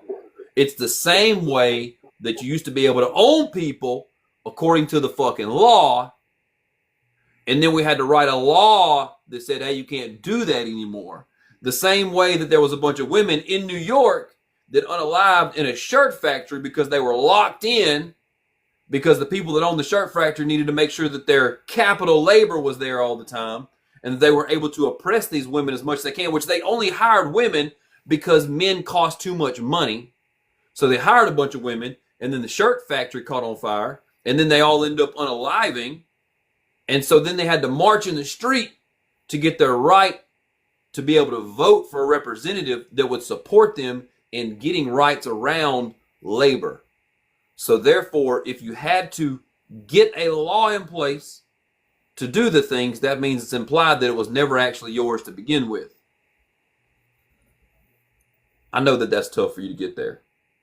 No, I got it. But it's funny how you asked me about freedoms today, and now you're meandering back, hundreds of years or whatever, 70 years ago to bring up a point about what we used to be like. I'm talking about now, freedoms of now. If I was a brown person right now, like one of my buddies, if I was a brown person right now, I don't know if you know that there's this company called ICE that's being domestic terrorist about stuff. And they stopping and frisking people and detaining them right now, today. There's videos right now. You can't be a fucking Palestinian right now. You can't be a child right now without being able to be beat on by your parents right now. There's all sort of things that you can point to right now that you can't do as freedom. You don't have the freedom to move around if you're not a straight white dude in this country. You don't have that freedom. So that being the case, there's also all sort of other things that are maybe more minute than what that is, but to try to disqualify and say that those things aren't happening. Yeah, they said it was permissible to stop and search people and profile them according to the way that their appearance was. And it's happened to me before. I've been driving crazy ass vehicles and get pulled over for different stuff. I've had, and I got some now with big rims on them and sound systems and all sorts of stuff. And I get pulled over and get asked questions and all types of stuff. I get all sorts of things like that. Profiling. Because you're an Alabama white dude. Go on. You're an Alabama white dude. Go on. Nah, because I'd be in a drop top with big rims on it or something like that. You're an Alabama white dude. Go on. I am an Alabama white dude. All right. You're an Alabama white dude. You're an Alabama white dude. You're a heterosexual Alabama white dude. Go on. But I've been in different vehicles with dark windows in them, and I get pulled over, and they're like, "Oh, I didn't know you were in here." Go on your way. Okay, appreciate it, officer. Kind of fucking crazy that you pulled me over, not knowing and then you see that, and then I'm on my way. So yeah, I got you. I understand. I know. But again, But again, you don't want to see these things. I got you. I understand. I know that it's tough for you to get this concept of oppression because you've been fucking lied to your whole life and you've been indoctrinated all your life that we live in the best fucking country. And I'm gonna say the best country for who? For 350 million people that are glad they live here, and it's amazing. Why did 12 million people come across the border illegally to get into this country if it sucks so bad? Answer How me many that people question. came across this border? Huh? How many people came across the border? 12 million under Biden in the last 4 years. 12. Look it up. It's a fact. 12 million came across illegally. Okay? Illegally. If this country's so bad, why did they do that? Why did they risk their lives to come to this country? Why? If you're happy here, one in the chat. If you're happy here, because their country was being destabilized. Their country was being oppressed. Their country was being bombed, raided. Their leaders were being murdered, smurdered. Their economic thing. The same way that why is Hawaii a country? Hawaii is a country because the United States said, that shit look good. I'm finna take it. And I'm going to destabilize the people that are over this land now, and I'm going to claim it. It's the same way that Puerto Rico is sanctioned right now. It's a U.S. territory. It's a colony of the United States. The reason why it's a colony of the United States is so we can oppress those people. It makes a hierarchical system. There's plenty of people that are in the United States right now that are from Puerto Rico that want to live in Puerto Rico. But conditions are so bad in Puerto Rico because of policies that the United States implements on the U.S. colony of Puerto Rico that you literally can't fucking live there. So they get some little shit together and they get to the mainland so they can at least have a fucking chance at a life. And you don't have there aren't immigrants, but they still get profiled and they still get stopped and they still get harassed by the long arm of the law because of our imperialist, capitalist, white supremacist takes of this country. So like I said, for you to think that you've got it all fucking figured out when you denounce and defy all of what is oppression in the United States is a crazy take as a 60-something-year-old dude. I guess you've never had any issues before in your life, but I would like for you to just stop right there. I don't even want you to answer none of that shit. Serene, did you have something to say or no? Yeah, I mean, I just wanted to know if CMAC has gleaned anything from this very long and detailed back and forth with you. If maybe he just has like 2 points that he maybe didn't know before that he could think about and relay to the room after you get done with Liberty, maybe that might be helpful. Mm-hmm. Yeah. C-Mac, do you think that you could answer that now, or do you want to wait on that? All right. This is what I've gathered from this whole conversation. And I see all the comments coming in, and I'm so happy. Thank you. Keep them coming. By the way, did you see the guy from Russia who said he left because it's This communist? entire time, CMAC, I don't know if you're aware of that or not, but every single time someone says something, hit Bama specifically, that's who you've been talking to, you continue to pivot. What is that about? Is that something that like you do in your everyday life, or like why are you? What's the issue? What's the reason for that? So you want to know if I've gleaned 2 things? Okay, all right. Yes, These are please. 2 things Just two. These are 2 things I've gleaned. That he thinks Mandami is gonna make, it seems, New York City a better place. That's what he claims. So I'm gonna keep my eye out open for that. And that Mandami's gonna help the police force by sending in other workers, social workers, to help them out, and now they can go home to their families. So I've gathered those 2 things. Now, that being said, have you gleaned 2 points from me that you can say? Those are opinion based, CMAC. So I'm more so talking about like the wealth of information that he's provided of things that you can actually go and research yourself after this live. So I'm not talking about like him liking or supporting Mamdani. I'm talking about like the things that he said about All right, so the like, the CIA history of killing this Martin country Luther or the King. history of other countries, the destabilization that's happened in other places. I'm talking about like actual verifiable things if you cared to go look them up after. All right, and I'm going to look up that the CIA killed Martin Luther King. I'm going to definitely Check into that. I will. Unalive, C-Mac. I'm really, it's so troubling that you have trouble with that. Unalive. Not Kill, not DIE, just unalive. Unalive. Okay.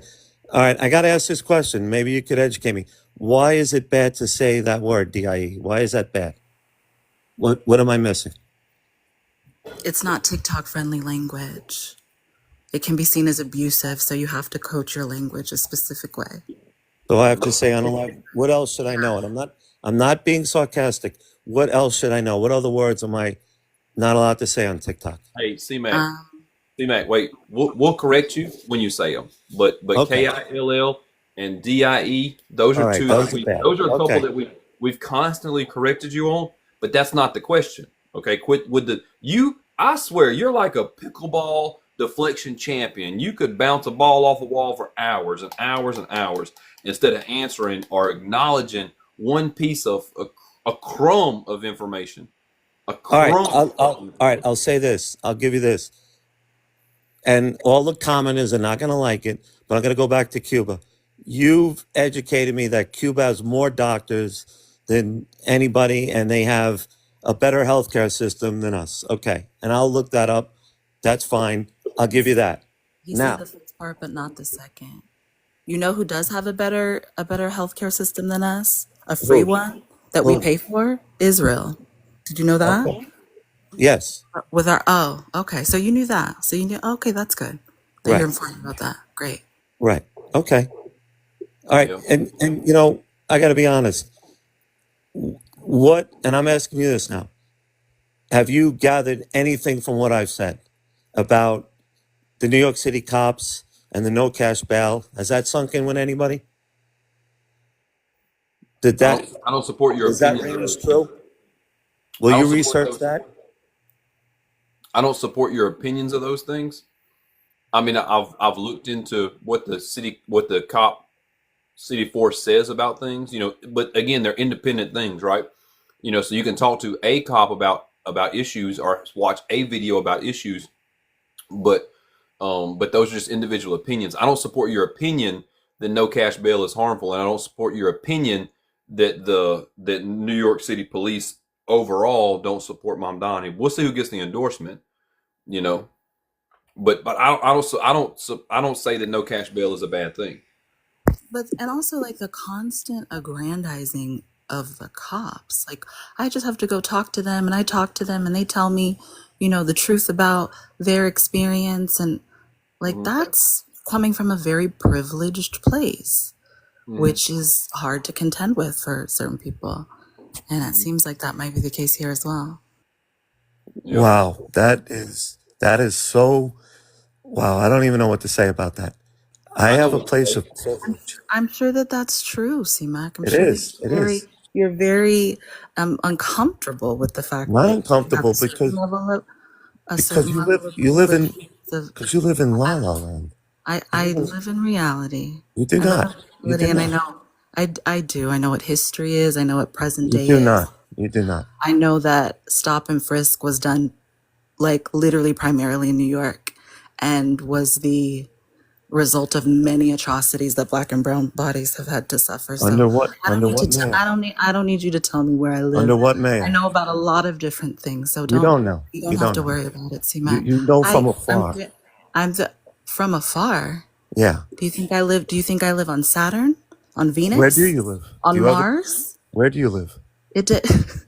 Again, that's inconsequential to Not at all. the Not at all. conversation we're Not at having. all. It is. You're doing the same thing you did with him. You're trying to pivot. You're trying to gain ground so you can figure out something else to say. I'm not figuring anything out. I know You have exactly a what to say. privileged position. Go ahead. Yeah, but C Mac, I would like to point something out that the interruptions have largely spiked as soon as Serene started speaking. It's something about that feminine. It's so good too. You see, I'm like very measured, very. It's like, but it doesn't matter. It's just the feminine in my voice, right? It's like you can hear the correct chromosomes, right? And it's like, oh well, I gotta do a little. Yeah, I know. Mm-hmm. No, because I answered your question and you didn't like my answer. So then you went on to this thing of like, No, I no, said I just told you that it was an opinion based, and I was clarifying my question is all, and then I spoke about your privilege and the aggrandizement of right, cops and right, law enforcement, which I right. felt came from a very privileged place, which many people can speak Mm-hmm. to, and there's ways to figure out how that is if you were interested in that. But it doesn't seem that you are, and it hasn't seemed like you are this entire, I don't know, hour and a half conversation you've had while I've been on mute with Bama. So there's really nothing more for me to say about it. I know. Mm-hmm. And I come from a place of privilege. You should learn what that word means, I privilege. do. I'm very aware Why of am I it. privileged? Why am I privileged? For the same reason you think that being called white and old is an insult when they're just identifiers. That's a privilege. Why are That's you not an insult, Mac. why are you That's identifying not me? Why are you identifying me? Yeah. because you walk through this earth and this life being white and having a certain amount of privilege.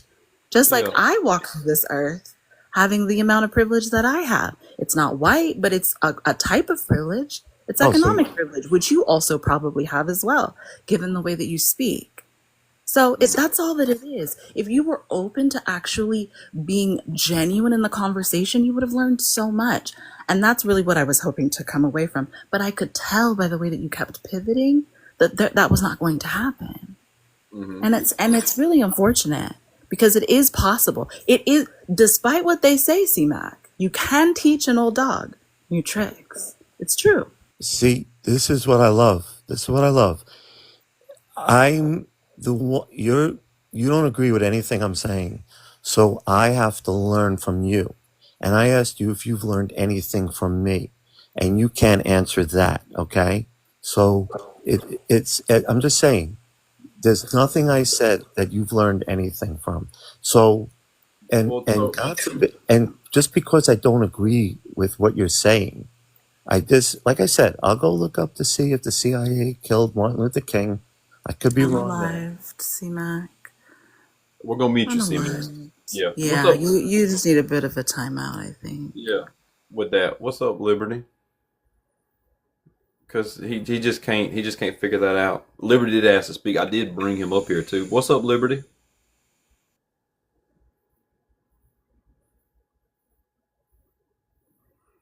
Hey, for the comments, if y'all are following me, cool. I appreciate it. If y'all ain't following me, that's also okay. I mean, I won't be going live late night like this much anymore, but I used to all the damn time. I am gonna try to start going live to some degree, but yeah, yeah. Hit the little fan club, hit the little heart me's. You On. know, what's up, Liberty? Good evening. Hey, um, do you disagree with this background? Yes, on many things actually. What's your most disagreeing thing? Well, I don't know how. Well, let's go by first. Black and brown people. Trump gained the most voters in black and brown communities than the Republicans have seen in decades. If Trump were against those communities, why did he gain so much for them? So the correlation there is non-relevant, right? But I'm not talking about Liberty. The comprehension here is also pretty rough. I'm not talking about black and brown people voting for Trump. I'm talking about if you have a problem with black and brown people, or do you have a problem with DEI? Yes. Okay. Do you have a Charlie Kirk in his wisdom said that the civil rights movement was a bad thing for black people. Do you agree with that? Yes and no. You skating on thin ice. So so What I will say that the Civil Rights Act in of itself was not bad. However, the way it is used is bad.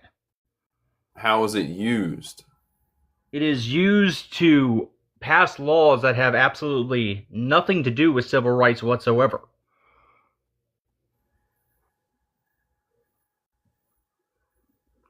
Can you explain that? All right. It's used it was first used to push forward transgender laws, which have absolutely nothing to do with civil rights. It was used to silence political opposition. It was used to terrorize communities who wanted to be safe.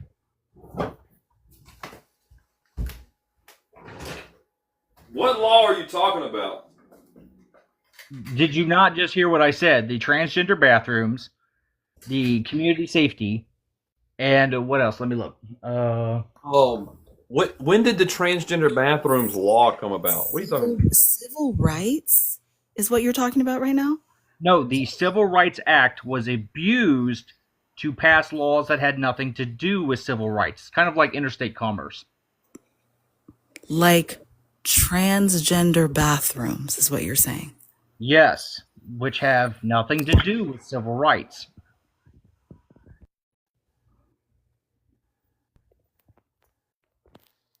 What year was that law passed? What? I would say around maybe 2016. Oh, help. Help! I'm trying to see. I'm trying to see the point. I'm trying to see where he's making this.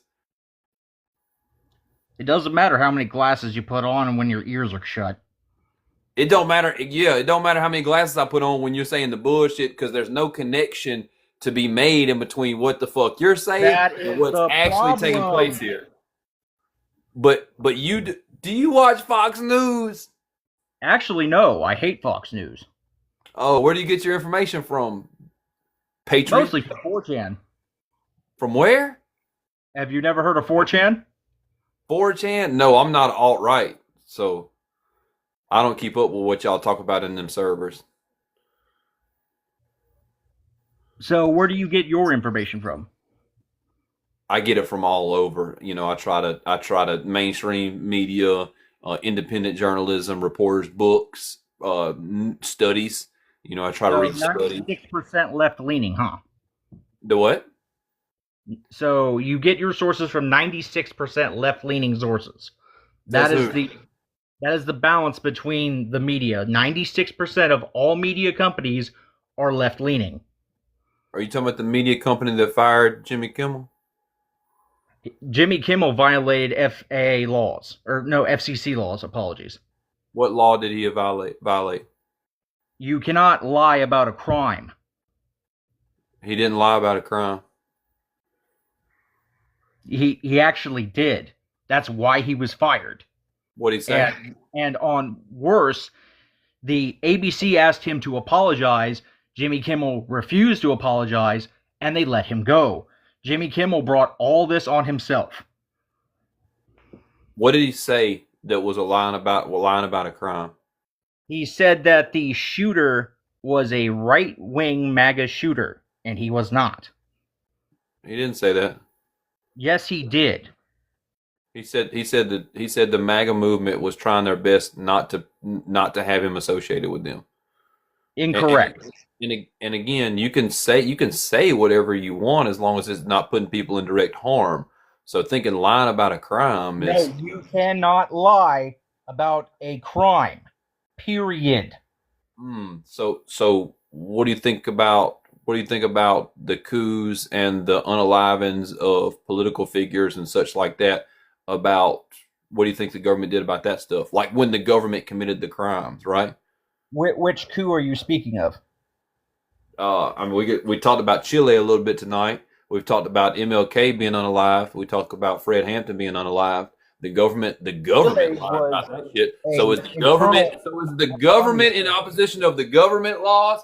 And so who's regulating that when the government makes a law, which I think the law you're talking about is fully, and then it violates the law?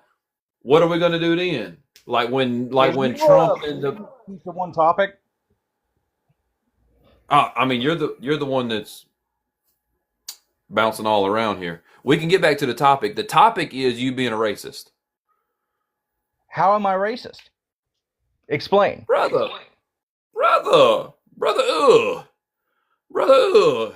You said that the Civil Rights Act was a bad thing. No, I did not say that. I said it was used incorrectly.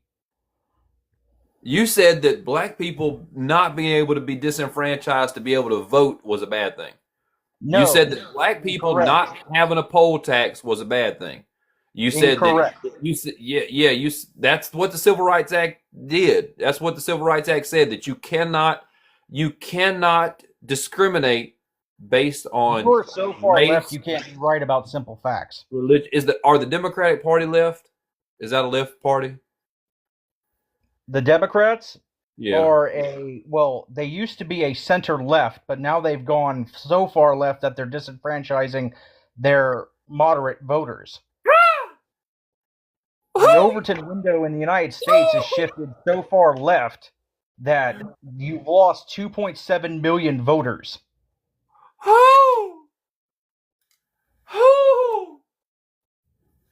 Serene, we cooked, cuz. Not you trying to ask for help. Not you trying to We tap me. cooked. He said 4chan with his full chest. Like, that's so much better than Fox News. That's Okay. What do you even lose an what can election, you and then you're going to find possibly out why you're in a camp. what can you possibly say to that? With all the publicity that 4chan has gotten over the You're past going to week. be in a camp, and you're going to be wondering why it happened. Liberty. Hold on, I Liberty. mean, we When he know that said you're that- racist. We get it. You don't have to When talk he about said camps. that- I mean, it was clear. You don't got to go all the way to camp. We got it. We heard you the first few Yeah. times. You don't know when the Civil Rights Act was. We get it. We understand all of it. He said if his camera would have been on, we'd have seen a right-handed salute and an 88 in the background He when it said happened. 4chan with full sense, just keep with projecting. glee. You're so With far left, you can't glee. be right about a single topic.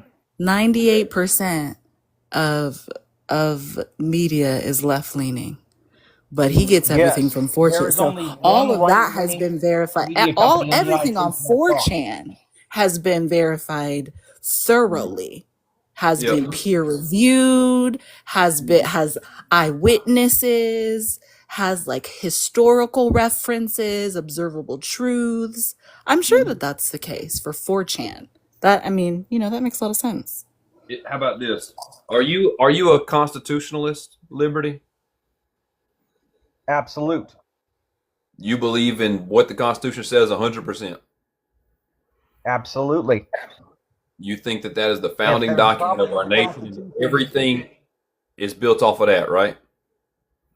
Yes. Then I don't know if you know this or not, but you are in fact a liberal. Well, a liberal from the old American liberal, or it wouldn't be. Wait, it'd be liberal and federalist. Mm-hmm. Yeah, but you're a liberal. But don't assign me to a liberal. I'm not a liberal. All right. I'm a You're a liberal. leftist. I'm a leftist. I'm about liberation. I'm about revolution. Okay. And I just want you to be sure that you know that you are want to put a communist in power, huh? the what? So your liberation, what would it look like? We don't have time to get into that, and I don't like so getting into it with people. Yeah, it's so weird when they get up here and then they just try to like peck for information instead of like engaging honestly and authentically in the That conversation. is how you engage, by asking viewpoints. You preach. We ask. No, that's absolutely incorrect. Yeah, That's absolutely incorrect. Yeah, I wouldn't get into the conversation with you because you think that the Overton window in the United States has shifted left crazily, and you've lost moderate voters by the Democrats. So that being the case, you're not ready for any of the conversations. Again, you're so far left, you can't be right about anything. I'm so far left. I'm left-handed. I'm so far left. I advocate for violence with my left hand. I shoot with both of them. I'm so far left that I drive. Wait. You shoot? You goddamn right I shoot. What are you talking about? So why do you have guns? You can't say that word. Oh, sorry. Lead dispensers. Because I'm a revolutionary, son. Why would I not have? What do you mean? What do you mean? Because I'm a revolutionary. Because I'm anti fascism. I'm Antifa. I'm against an authoritarian government. I'm not a bootlegger. That's why I got them. Why would I not have them? Fascism in the United States. What do you mean? What do you mean I wouldn't have them? That's crazy. Or just a violent psycho revolutionary, or shall I say, a leftist terrorist, or leftist, I don't know, whatever. Don't say that word. Don't say the T word. But you god dang right I got them, and I know how to use them. Leftist, illegal, political, and don't think because I look a certain way don't mean we ain't got them. Okay, to think that you think that every blue-haired feminist is what the left is about, and I'm telling you right now that there's all sorts. Yeah, did you get that information off of 4chan? And that use them leftists to don't have murder weapons? people that have minor disagreements with you. You would pew me in the neck if I was in front of you. That's how insane you are. No, I don't advocate for violence, but I meet violence with violence. Revolution You're exactly is right. inherently violent. You The what? cannot have a revolution without violence. Period. You're right. And you support the American Revolution, but you don't support the People's Revolution. And that's the difference between me and you. You think the American Revolution, you think the American Revolution gave you rights and freedoms that you aren't fucking granted. And you're buying into the capitalist market of liberation, what they fought for in 1700s, and what they fought for was the right to own private property and oppress people that didn't have them. And I can tell you right now that you ain't got private property because you up at this time of the night arguing me online and you don't know what the fuck a leftist is. And I'm telling you that I'm for the People's Revolution. And the People's Revolution is in direct opposition with your authoritarian leader. And that's what you don't understand. You're over there licking boots and I'm up here strapping them up, getting ready. Yeah, you're going to be in a camp wondering how you got there. No, sir. Yeah, okay. Let me tell you something. If that's keep wondering why you lose elections, keep wondering why you lose voters, keep wondering why you get arrested, keep wondering why you unalive your political opponents, and keep wondering why you cannot go anywhere in life. Brother, what do you mean unalive political opponents? Hey, would y'all go ahead and send a heart me and a little rose right quick? Let's get this rascal. Yeah. What do you mean? You're so far left, you can't even be right about common sense or even just basic reality. It's okay if you don't understand. You lost the presidential election. You're losing every state election. You're losing the House. You're losing the Senate. Brother, I'm not a Democrat. I done told you this time and time again. Yes, and Democrats are. I'm anti-capitalist. You understand what that means? Left are losing. The what? The people you consider center left are losing, or even what you would consider center right by how far left you are. Shouldn't that be a wake-up call to you? Hey, how about this? How about this? Liberty. Help me understand what the left-right spectrum is and how it got here. Tell me how it got here. Tell me why you're describing me as left and I take it that you're right wing, right? The left-right spectrum was originally created in response to the French Revolution. Okay, and how? The rightists were supported by the monarchy, church, and the military, while the leftists were supported by foreign elements, the peasantry, and intellectuals.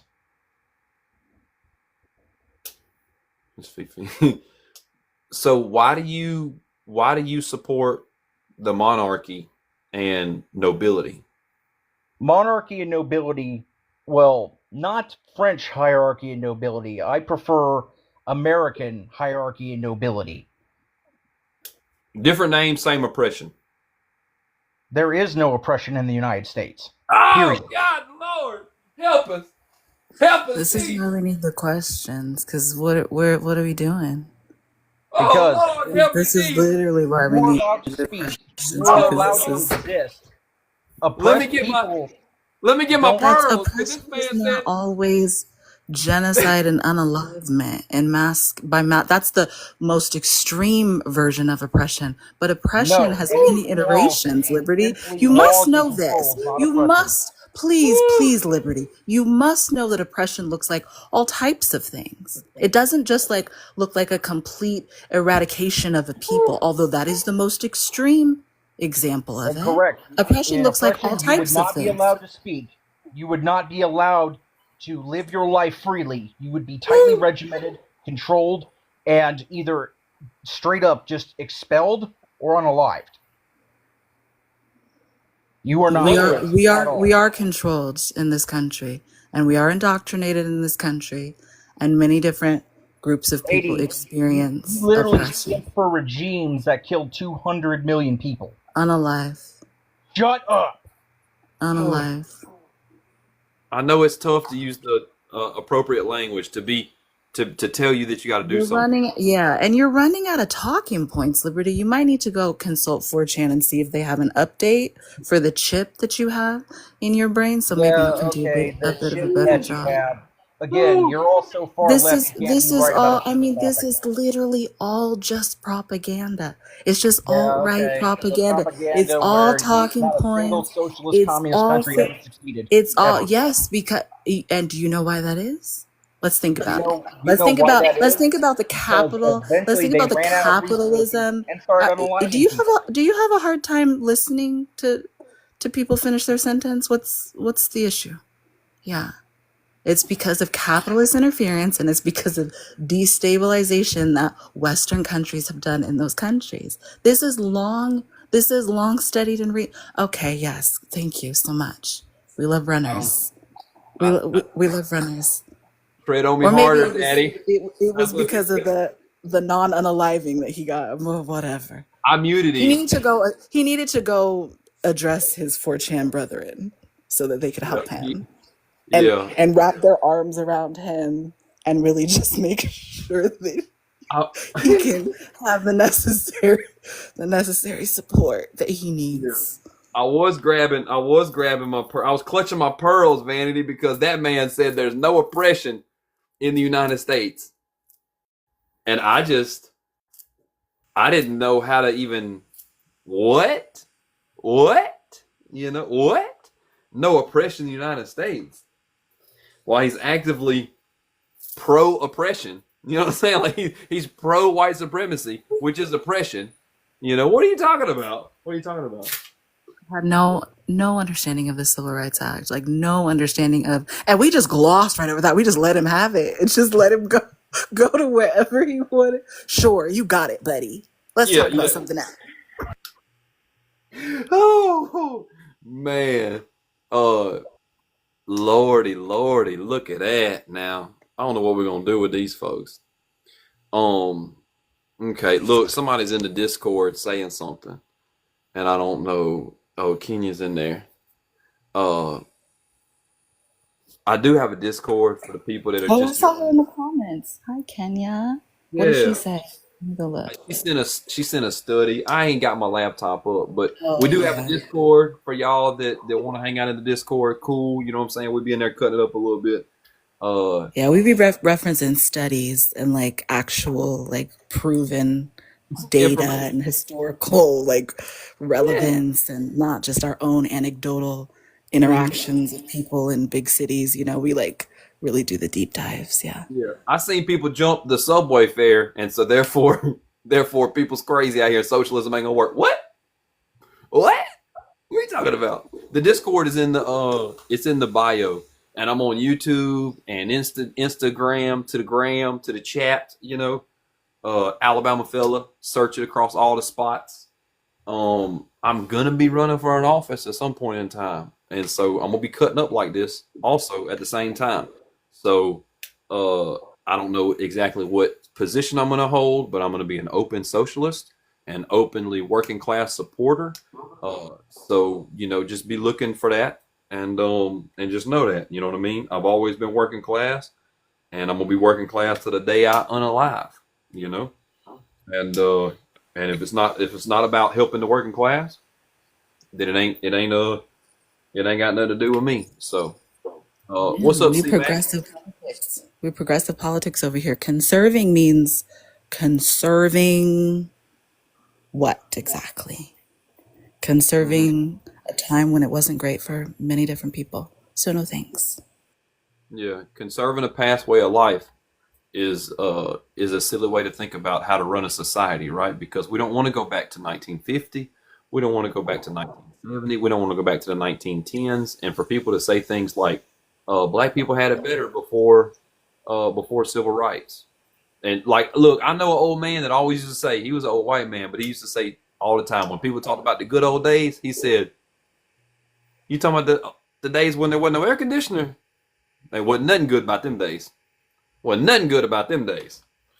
And to a large degree, he was right. Life was harder. The struggle was there harder. You know, more people had bigger problems, and there were less of society being able to participate. There was more work to be done. There was more of a workload to take place, and all of that just for the white folks. And then it was much more than that for marginalized folks. You know, Serena's condescending. Aw, see Mac. That's where privilege comes from. History. It comes from the society that has been built on the oppression and subjugation of entire groups of people. So no, we're not interested in conserving bigotry. That's just, it's not. Yeah. There's more things to do. Evolution and evolutionary practices are more interesting and inspired, and there's so many different possibilities within that. Going back to the old guard is just very rigid and obviously not for everyone. And that's the quiet part out loud, and many don't want to say that part. They want to act like it's just about the nuclear family and about the white picket fence, but it is also about the caste system in this country and the subjugation that so many have faced and largely still face as well. Yeah. C Mac, are you there? I appreciate the Yeah. gifts. Yeah, I'm here. Yeah. Why do you think that Serena's condescending? Oh What do my you think God. about what Oh she my said? God. Lord help us. Not once when Liberty was speaking. Not once when Liberty was speaking would she listen to any of the points he was making. And all she would say, and she did it with me too. She doesn't want to listen to what other people have to say. It always comes back to privilege. And, if that's your argument that people are privileged, I'm trying to speak about actual facts. And you see, you just brought up the subway thing again. Those are real life things every day. And just because I talk to police officers doesn't mean I have privilege. By the way, I have friends who are black, shockingly, that talk to police officers too. And by the way, I have black friends who voted for Trump. Go talk to Lawrence Taylor, by the way. Do you see how many black people showed up for Trump's rally in New Jersey? It was off the charts. Why? Mac, do you know what tokenism is? That's Are you not aware of what tokenism. So there's that many token blacks that in the is? country? No, I know no, what no. I'm tokenism is. asking a question. Are you familiar with what that means? You know what Tokenism or tokenism? tokenizing someone with a marginalized identity. Yeah. Are you aware of what that is? Yeah, I've heard of it, but I don't Okay. agree with But it. you're not familiar with it. Oh, you don't agree with something that has been long studied and like proven to be something that can be seen out in Serena, what you reality. seem to do is you talk, That's very interesting. you label This is very everybody. interesting. You label Well, everybody. yes, because words mean things, C-Mac. And in order for us to like have a better grasp on ourselves and on reality and our lived experience, we have to use words. And we study, and there's things that we come to realize about certain experiences. And like that's really meaningful. And I'm sure, being in New York City, a ton of academics, I'm sure, and they might be really sort of like perplexed to hear you talk about this in such a way that you're having an issue with labels or definitions. I think that they probably really sort of rest on those things as academics, wouldn't you say? Absolutely, 100%. Yeah. Okay. Good. I'm glad we could agree on that. Yeah, we definitely agree on it.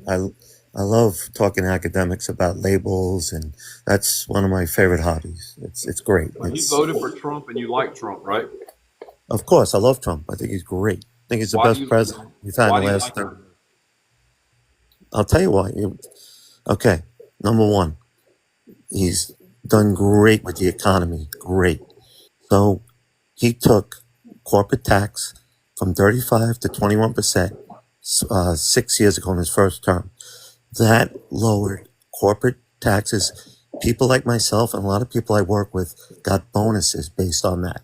We got increased raises. He improved my life and my family's life just sheerly by that one tax cut alone. Another thing, he closed the borders. If you saw what I saw in New York City, now you're going to disagree with me. I don't care. If you saw what I saw in these hotels right around Grand Central Station, coming 12 million people came across and were living free in hotels, running around in the subways, making things very unsafe down there. And that's what was going on. Trump cleaned that up. So for the protection of the city and for the economy, he's done a hell of a job. And those are my two biggest issues. So I love the guy. I think he's done a phenomenal job. The Dow closed at 46,000. My 401k, which I've been investing in forever, has gone up thanks to him. When he took over his first term, the Dow was at 19,000. And Biden helped out too. I'll give him that. But it's gone from 19,000 to 47,000 in the last 9 years. I've made a lot of money from that, thanks to Trump. So I greatly appreciate what the man has done. And I love that he's cleaning up crime. Look what he did down in D.C. Look how he cleaned up crime down there. God bless him. C-Mac, are you aware that there are more people that commit crimes that are citizens than that are not? Okay, fine. So that's fine. But Fine. So listen, that's a little bit of a concession. But- So then why do you purport that talking point about people who are in this country that are undocumented? Why even do that if that's not really the case? by the way, coming across the border, It is xenophobic and it is racist. More people who have citizenship in this country commit crimes than those Okay. who are here that do not. fine. And Fine. the only reason you say it like that, the only reason is because of the last three words on that prompt. Racist, homophobic, and misogynistic. It all runs together. Right. It all runs together. These are immigrants from brown countries, from Asian countries, not the white ones. You'll let them, no problem with them. Not the Russian ones, not the French ones, not the German. Who cares? It's fine. They look like you. They look Can I like ask a you a family question? member. I No, ask you a you can question? listen to me finish my sentence. That's the only thing you can do. Is listen to me finish my sentence. Just really think about why it is you purport that talking point other than xenophobia and racism. Really, really do some inner inquiry about that. Okay. Do you feel that people should come to this country legally, whether they come from Sweden, Mexico, Canada, Ireland, which my parents did? Do you think they should come here legally? You're a firstborn immigrant. Second generation. My parents came from Ireland. Yeah, so they were born in Ireland. So you're Yes. firstborn. Yes. You're firstborn here. Yes. And they came legally back in the 50s. Yeah. So do you think that anyone should break any laws? Do you think that people should break laws? I don't think people should break laws. No. Okay. I'm going to Where we say, going? because I'm going to say across history, there's been some laws. Do you think that in the 1950s you should have broken laws? I would say no. I don't think you should break laws at any time. Laws are laws. You should follow the law. Okay. So do you think that so you think that no matter what it is, if it's a law, it shouldn't be broken? So for laws that like segregated people, you don't think those should have been broken? And for laws that said things like you could marry a minor as a man, you think that that's okay? As long as the law says it's okay, you think that it's okay? I'm thinking that you're talking about laws that exist now. I'm not saying all laws are great, But then maybe we should change them. Vote people into office that can change bad laws. And thankfully, that's what we did. Back then, there was a We're, lot. There was a lot yeah, of bad laws back then. there's still terrible laws now, like about immigration and stuff like that, right? There's all sort of bad laws now because the system itself is designed to operate inefficiently, and then that way there's a scapegoat to immigration. There's a scapegoat, and so like your parents obviously were privileged to a certain degree, and they came from a white country, so they kind of got fast tracked inside the system, and then that way the country could become more and more white as compared to being more and more non-white. And that's what we're seeing now. The country was becoming too non-white, and they were like, hey, we got to shut this shit down. The same thing with like AB laws and stuff like that. You know, at the end of the day, because if they came from countries that were white, it's no big deal. But if they come from brown and black countries, then that's an issue. Yes, slave people, that was a law. You know what I'm saying? That was, you had to return them, and you could enslave people, and you could subjugate women and all sorts of stuff. Those were all laws by this country. And people came together and they rose up against the system because they knew the laws were corrupt and unjust. And I would like to point out that you said that if the laws are bad, then we should put people in that want to change them. And that's what we're saying on the left. But your idea of bad laws and our idea of bad laws are two different things, because you think the immigration system is fine, and you think that racism is fine, and you think that we should have more police and all these types of things that are going on that are oppressing people. They're just not oppressing you, because you're saying you like a president because he helped you make more money, but it stole a whole bunch of money from working class people. So you're a class traitor is what you are. You don't support working class folks. You just support yo ass. That's all you do. Yeah, that's kind of the way life works. Maybe one day you'll join the real world. Life works in that you get married, you have kids. I'm just saying, this is the way my life worked. I have to support my kids, have to put a roof over their head. So how do I do that? I have to go out and work hard every day, which I have for 40 years.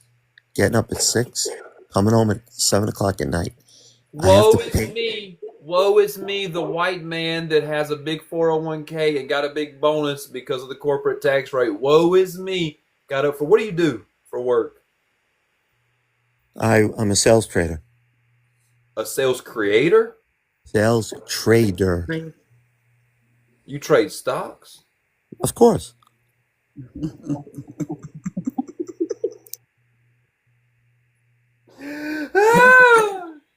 I'm gonna stay on mute. No, Serene. You know. Are you aware that 90% of tech stocks are currently overinflated, CMAC? Are you gonna pull your 401k before the big dip? Because it's coming. All right, let's do this. Let's be fair. I'll be fair, you be fair. Okay. I'm nothing but always factual. Go ahead. I'll come back on this show when the Dow hits 50K, okay? And now listen, if it goes down to 35K, I'll come back on and say you were right. Everything was overblown, okay? But do you think the market's doing well now, right now? I mean, we're at all-time highs, but you didn't address what I said. We're at 90% overstated for tech stocks. That's too much. That's a bubble that has to burst. No. I'm also in trading, and I've made a lot of money in trading. I know how this works, but I'm also a realist. I understand what comes up has to go down. How is it that so many people are struggling, but we're at all-time highs? How is that? Can you explain that to me? You know, I love your definition of throwing all you do is throw out these blanket statements. So you can't explain it to me? No. Who are these millions of people that are struggling? Okay, struggling. By the way, Alabama Getaway.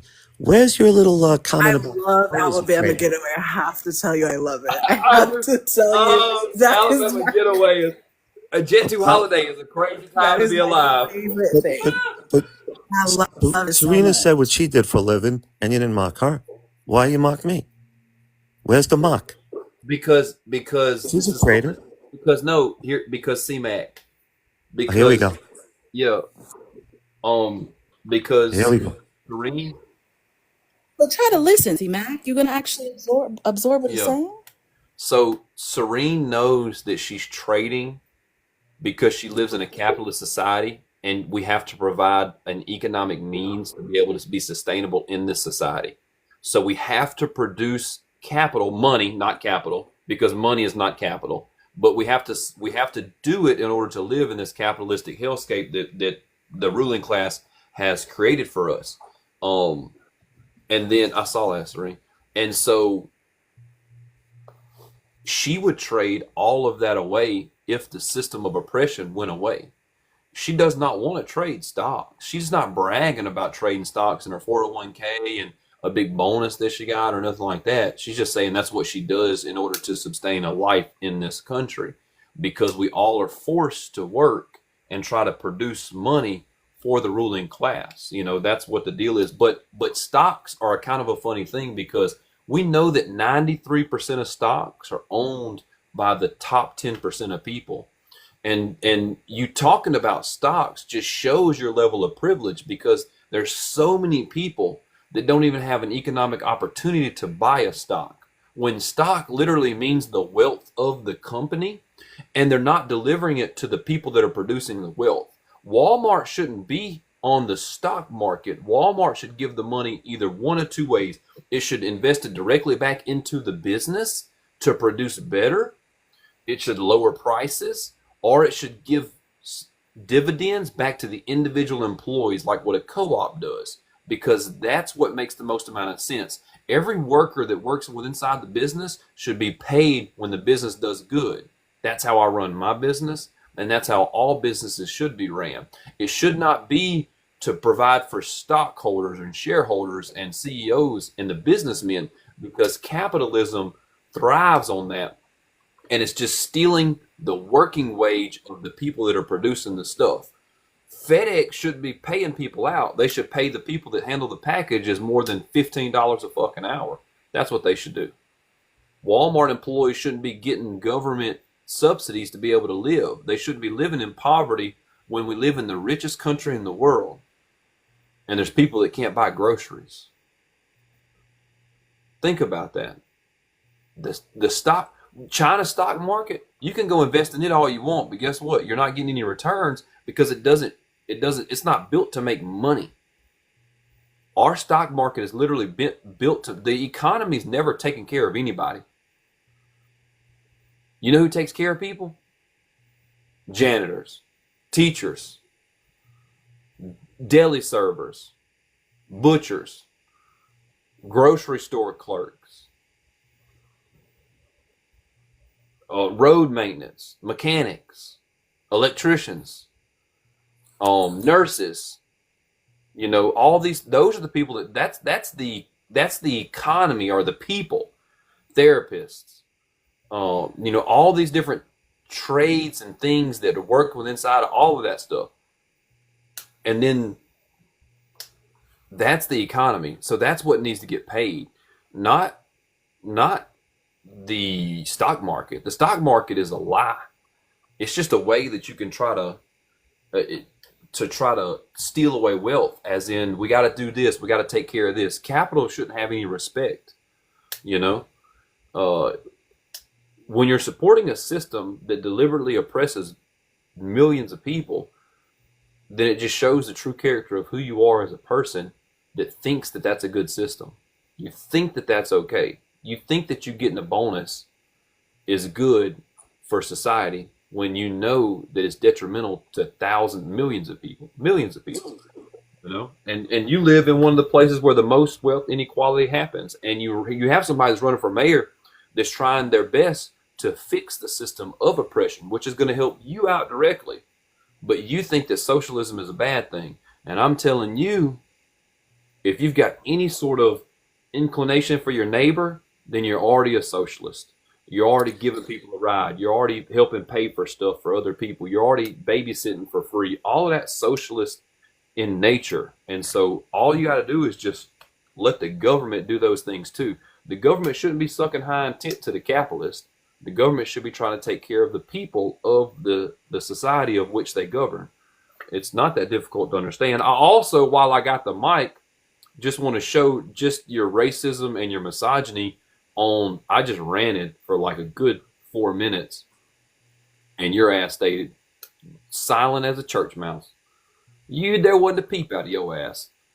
There Because I wasn't was, a because peep out of I respect wish you for would really listen. Serene told me to listen, so I'm listening to you. What are you talking about? No, you listened for an hour and a half at the start of this live. Mm-hmm. But when you spoke, you didn't speak about anything that he had relayed to you. Any information, any historical facts, any data, any lived experience of other people who don't look like you. He did that for an hour and a half, and you listened. You didn't interrupt him. But as soon as you responded, you couldn't speak to any of those things. You kept pivoting, you kept deflecting. You were never at any point engaging honestly or in good faith. But when I started talking to you originally, there was a lot of you interjecting, and that's the point he's making right now. Mm-hmm. So People observe the way that you all right. behave, what you say. That's the only thing we have to go off of, is your words, your rhetoric, and your behavior. That is how everyone gets observed in the world. Okay. Once again, you got to play this tape back. I interrupted him 50 million times before you even got on. A ton of times. Go play the tape back, please. So stop with this rhetoric. I about have been me on talking the about you. entire time. You're a liar. I was You the are first. an old I'm faced not. I liar. was the first person to be on the live tonight. The very first guest in this very box before you even came up.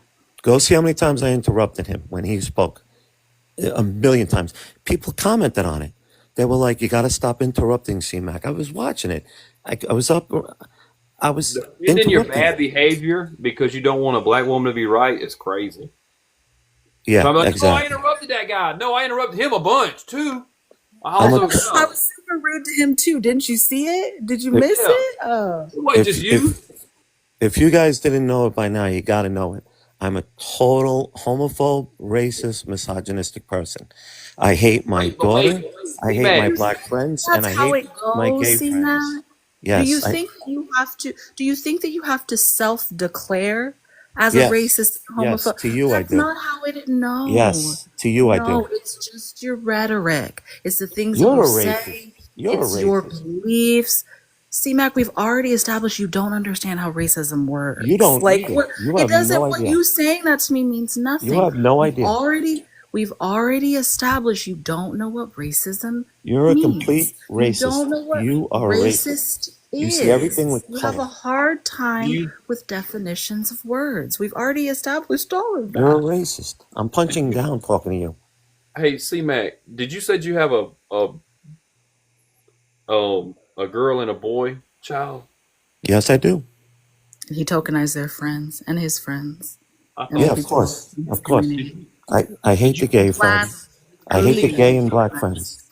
Wait, I hate- before you and that- crash out. Before you Understand crash what out. it is, C-Mac. You Yeah, don't get it. do you think the patriarchy exists, C-Mac? Do I think that patriarchy exists? I'm sure it does in certain areas. You know, what do you mean? Where? Where does it exist in your mind? What's the patriarchy? Where the man dominates, the family structure? Wouldn't that be a patriarchy? Nah, I mean, we're gonna. It's like men dominate and oppress society in general, right? So, like, let's go a little bit further than the house, right? So, men hold positions of power over women. Okay. Do you agree with that? You don't think that exists? I'm sure it does somewhere, not here. Not in the United States or not in New York? Maybe in the United States it does. Maybe it does. I mean, if it does, it does. I mean, But C-Mac, I thought that you traveled across the country I and have. saw everything that there was to see about the way people live and the way that they interact and the type of opportunities they get. And so you can't speak to whether patriarchy is something that is real and observable in this country. Where have you seen You're it? saying? Where Is that what specifically? you, let's see, there you go. There you go, C-Mac. It's so interesting you think that we can't observe your behavior. You can't answer my question. All right, you got it, Bama. Go No, for it. where is it? Wait, Where, hey, where do you see it? where do? Okay, cool. Look, did you raise your daughter and your son the same? I mean, you got to be more specific than that.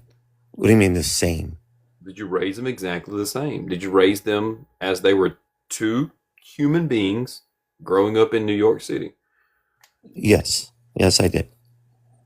They Yes, were I able, have. they were able to go to the same place at the Yes. same age.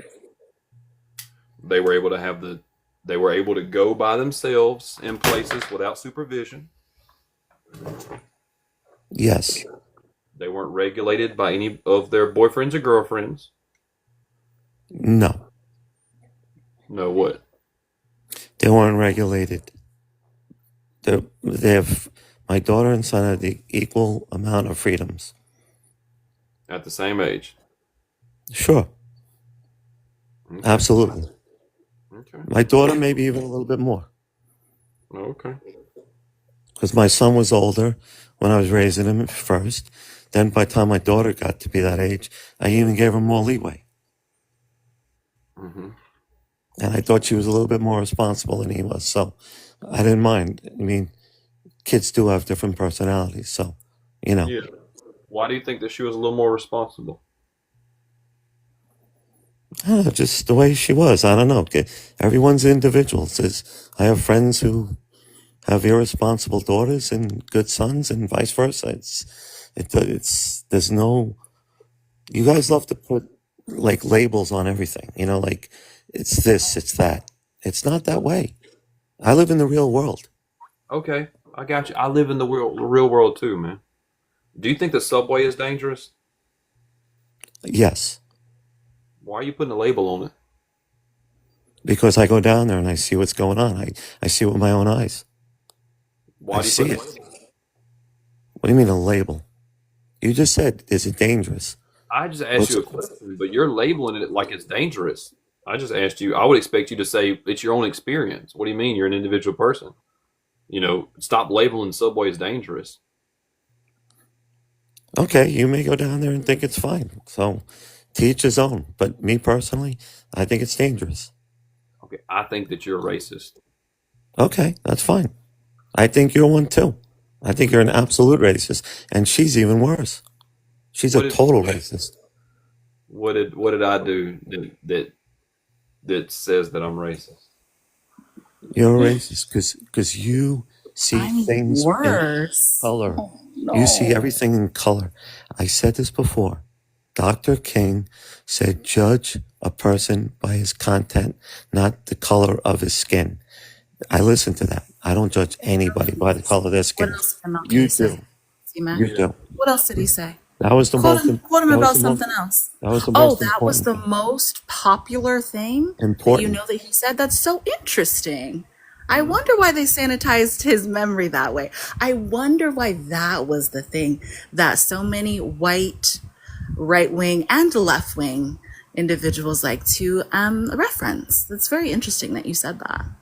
You should go look at his letter in the Birmingham jail. I would suggest that, and maybe you get like a deeper understanding of who you're actually referencing Mm-hmm. instead of trying to sugarcoat something that you don't understand.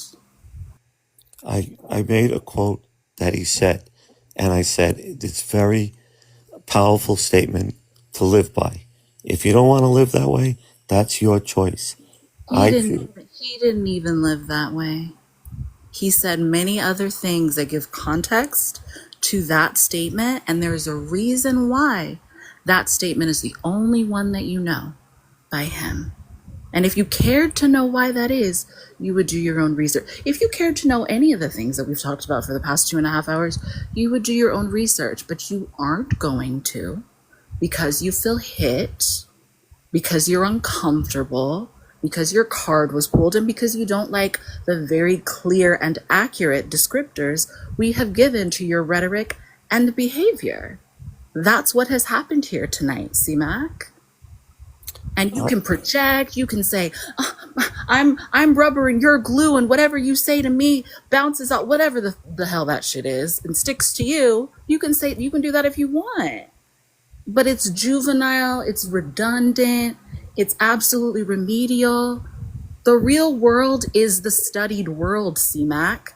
The real world is the world of observable truth, of data, of history, of real life infringes and harms on people. That's the real fucking world, CMAC.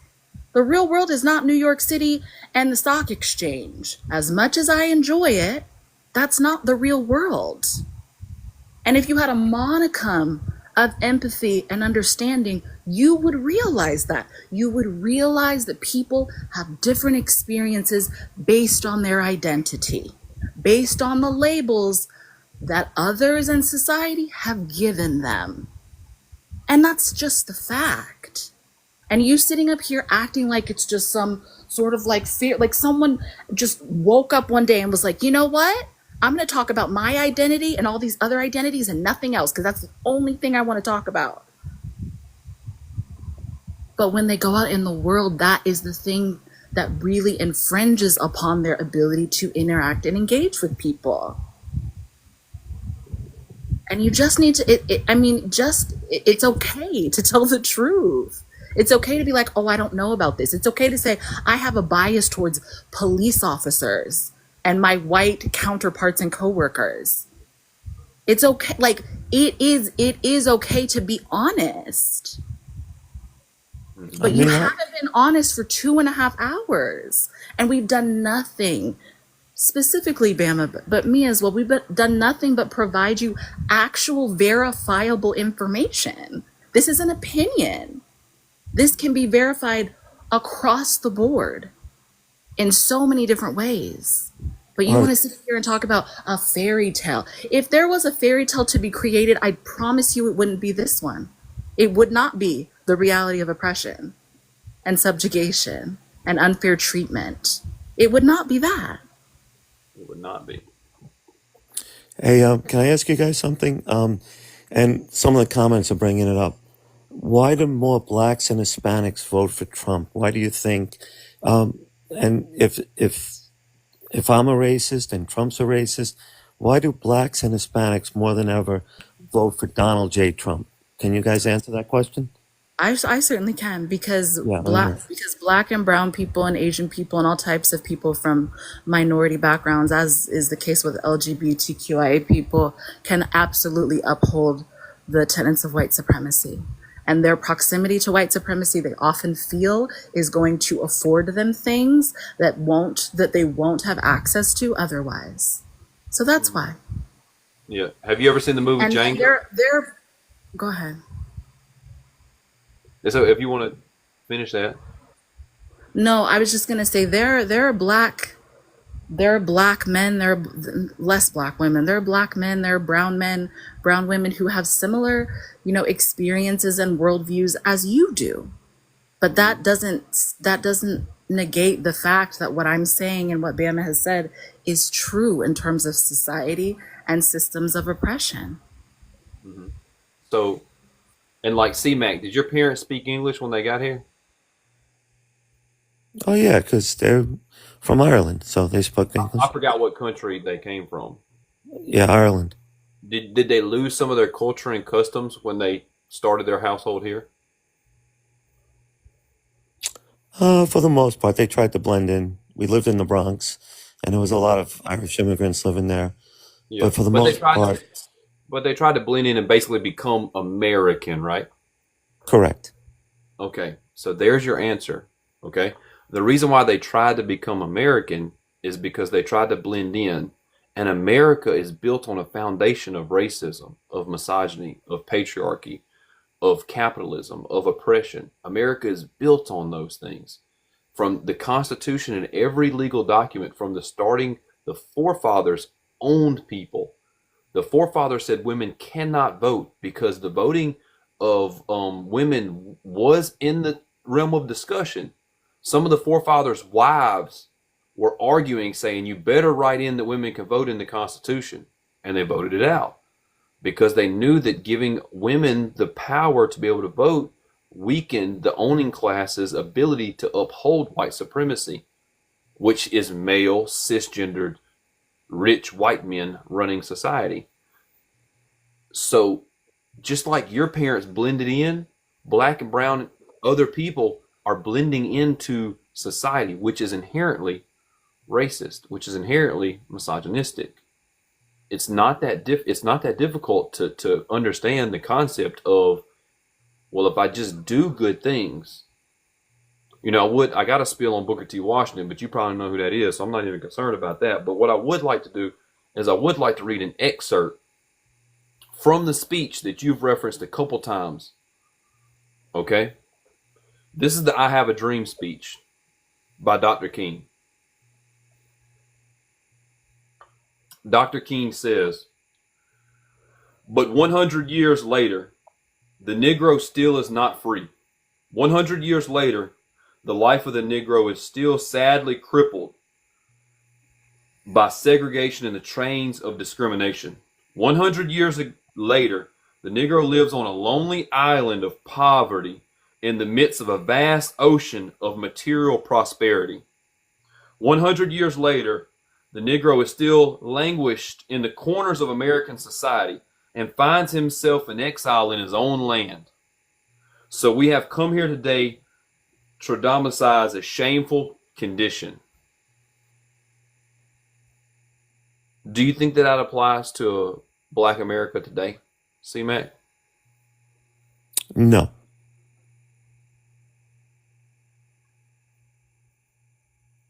No, it doesn't. It doesn't. I think we've come a long way since then. And that was, 1960? When did you write that? 63? When was that? 60 years ago? 60 some odd years ago? We've changed dramatically in this country. Do you guys ever You know that facts are real, right? You know that there's metrics and data that says that black people don't have as much wealth now as they did then. You know that, right? You do understand that black people as a population hold like 0.01% of the wealth in this country. And I know that they had the lowest unemployment under Donald Trump. I know that for a fact. Look that up. That's why they like Trump. Having the lowest guaranteed to, you know what else Martin Luther King said? What good is it to sit at a lunch table if you can't afford to buy a sandwich? Having low unemployment and having economic viability are two separate, completely fucking different things. You do understand that, right? Because you have a job and somebody that works at the gas station also has a job. So neither one of them are unemployed. But you got a lot fucking different life than somebody that works at 7-Eleven, right? I mean, now I do. I didn't always. Yeah, I had to work my way up. Right. I had to work my way up. So that being the case, use your common fucking sense. I'm just starting to, no, it's just the racism. I mean, you can know stuff, but still just willfully be ignorant about other shit. I was going to say that you were fucking lying. It's definitely the racism because he said, yeah, it's the lowest unemployment rate under Trump, and that's why they love him. So is that not a racist dog whistle? I mean, again, rhetoric the and black behavior. jobs. And black jobs. Black jobs, like he said. Yeah. Yeah. Would you be? I'm sorry. No, I would respect it more if it came from an honest place, but it seems that it can't. It seems that no way that we try to word it or contort it, you are more than comfortable and safe in your New York City bubble, in your New York City privileged white man bubble. You love it over there. That's the first time. I'm sorry. First time I've heard New York City referred to as a bubble. Okay, that's rich. I mean, it is a bubble, just like California is a bubble, which is where I'm at. Oh, It's absolutely a bubble. Oh, there It's goes all. that. There There goes we that go. There elitism. we Let's go. hear it. There we Fourth go. fourth largest economy in the world. What do you And got? What do you got to say about it? Go ahead. people, Go for it. people are leaving there in droves. And returning right back. No one's returning there. You should absolutely research the numbers this year and last year alone about how many people have come back to California. This But is the thing, C-Mac. There's so much information, but all you want to do is be uppity and elitist and privileged and deflect. And it's just like, you don't have, there's so much to learn. There's Yep. so much to learn. Are your children more liberal and left leaning than you are? that's a good question. It is. I would say probably yes, a little bit more Yeah. left leaning. Your I children, am than my father too. yeah, Interestingly enough. yeah. Do your children hang out with you like willfully, like, hey, Dad, Of listen course, to they the love me. They love me. I'm like their best friend. Mhm. And can I But tell you something? I want but to tell you something interesting. I swear to God. All right, my mother, who's 89, all right, never knew anything about her politics, and my mother-in-law, two beautiful women, never talk politics with them. They hate Donald Trump with a passion, both of them. I'm telling you right now. They didn't vote for him either time. They can't stand him. We never talk politics. But I don't know two people who hate Donald Trump more than those two. And that's all I'm saying. So they didn't indoctrinate me. I don't indoctrinate my kids. It's left up to your own devices where you want to go with your politics. So that's the I don't God's know. honest truth. I don't know if you know this or not, C-Mac, but most women hate Donald Trump. Most women do. I think he did okay with the married white women this time in the election, not with the single white, but I think if you look it up, he did pretty well with married Maybe white women. maybe your wife. My wife, of course, loves Trump, Yeah, but both my mother and mother-in-law hate him. yeah, yeah. I wonder. Think about that. Think about the immigrants not liking Trump, and then the woman that you share your money with, that you think that the economic viability is tied to Trump and white supremacy, is going to be okay with him. It's almost like intersectionality is a thing, you know. But see, you keep Almost. labeling. Everybody can make up their own minds. I have friends at work who hate Donald Trump, and their wives hate Donald Trump. And by the way, I have two guys, and you're not going to like this, black Wall Street traders on my desk. They're black. Whoa, what happened there? How did that happen? How did two smart black guys come onto the desk and trade and are great guys? It's And we never. almost like C-Mac. It's almost like we already answered that for one thing, and then also, So yeah, lost. yeah. We What? already You did have that. no answer So for they that. have jobs? Like, I don't You have understand. no answer for that. No, How? no, because they have jobs the same way there's black neuroscientists and neurosurgeons and electricians and like there's black everything. C-Mac, what are you? I'm confused. I'm a black trader and a woman. Nice to meet. Like, what are you doing? That's what's your point? There's that has nothing. That's I have not an MBA addressing with what a we're talking. concentration in Yeah, finance. Like, big thank you. Another very well-read, educated, degreed black person on the panel. Another one. What's the point? We're all over. I have questions. And I think my first one is, how long have you been living on Long Island? Um. Let's. You gotta Hmm.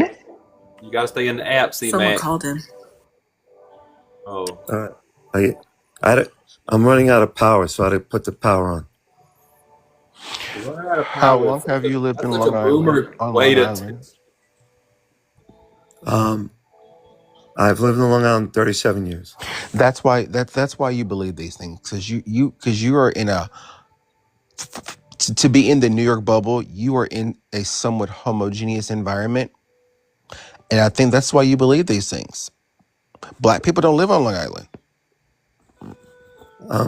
I've worked in New York City for 40 years. Okay.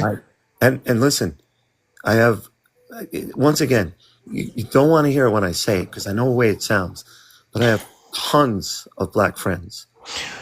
I'm just saying. Sir, How does it sir. sound, C-Mac? How does it sound?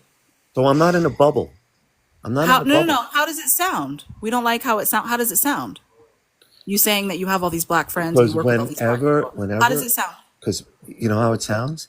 It sounds like you're going to be like, oh, I have a black friend, like I'm Almost trying to, like that's a studied phenomenon that right. sociologists and researchers have talked about the harm that can be caused from almost like we have actual like data and research behind a thing and not just your opinion and your like almost like that. It would be interesting if you considered what that means and take it into account if you're able I to. want to burst your bubble though. Because I would be willing to walk on a limb and say you think you have black friends. A lot of white people think they have black friends, but what they don't know is that we don't consider y'all friends. We're nice to y'all, but we don't necessarily consider y'all friends. All right, then do not invite me to your weddings anymore because I could have saved money. All right. You just missed. Just prove the point. You You just proved the just prove point, my though. point, but you're also Yeah, I'm not being listening. sarcastic. Please. Lord, please. You're That sarcasm went way Jesus over your Christ. head. Oh my God. Well. First off, yeah, no. So the racism also is tied into this. I know Alicia's probably still listening to because telling two black people that you've never interacted with before in your life to stop inviting me to your weddings, y'all's weddings, like they're the black wedding upholders or some shit. You know what I'm saying? It's like that's racist in itself. And then also you're just equating everything to money, which is very much like a white supremacy thing, like you voted for your money and you're discussing about your money and you're thinking about the trading and all that type of stuff. You know what I mean? So just at the end It's of the day, weird. just a And yeah. I don't go out. I don't go out for drinks with them after work. I never do that. Right. I never do that. Right. I never do that. I never go out after work with anybody. That's not the point. Sure. C-Mac, your coworkers are not your friends. Okay. I'll tell them that when I see them on Monday. I will. First thing. I will. I'll say I got a lecture from. I'm assuming you're black. So Telling. the Telling. condescending one now, I'm C-Mac. mostly black. I'm not Because you're completely condescending black, to me. but Because you're I'm black. I'm condescending to black me. enough to know that, Oh, you've been it speaking cancels all the caucasity. So it's great. I love it. You're condescending to me because you're telling me that no, I don't have black friends. That's what you're telling me. I literally I didn't say Do you that. well? Do you want some facts? I can give you some facts if you About like. me? If you About like me and them, my friends? general facts about the United States. Give me all the facts you want. So the average person has 8 friends. The average white, this is regardless of race. The average person has 8 friends. The average white person has 0 black friends and 1 other friend. Other being Asian, Hispanic, POC, because we don't really put ourselves to the POC thing. Yes, the average black person has 4 white friends, 3 Hispanic friends, and 1 other friend. 76% of white people can go throughout their day and not encounter a black person. White people are the most likely to live in completely segregated communities. Black people are the least likely to live in segregated communities. All right. On any given day, how many black people do you think I see? You are not listening to what I am Oh, saying. anecdotal Andy. You want to, Anecdotal Andy C-Mac. But We can't hear you, Vanna. You're too but he, far away. he There you started go. out. also No, he it's started out by also saying, hold "I on, have no C-Mac. black friends." Hold on, Think about C-Mac. that. I wanna hold You on, hear C-Mac. the stats? But that's the Yeah. stats. But is that me personally? We're not Well, I'm not talking talking about you about. personally. I'm not Why talking about Oh you can't my you? personally. Why can't you talk God, about me your personally? anecdote. Why can't you Because talk about the me? word, I don't know if you know this or not, C-Mac. You are not the center of the universe. We're talking about a pattern that is long held and seen in white people and their interpersonal dynamics with non-white people. Is that what is difficult? What is hard?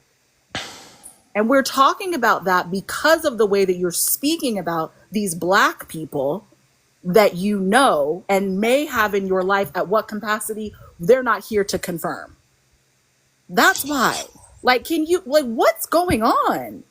Is it past your I bedtime? think he needs It to. is. It's really What the late. problem is, Serena? He's centering You might himself. need to. You might He's need to go centering to bed. himself too much, and he can't see outside of his own lived experience.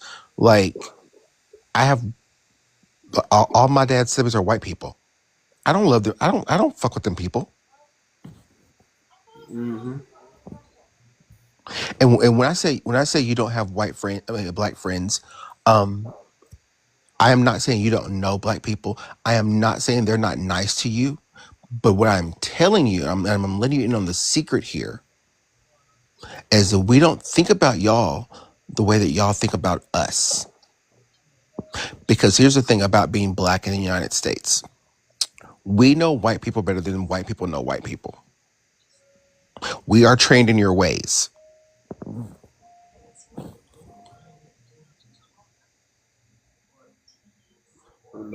I know it's tough for C-Mac.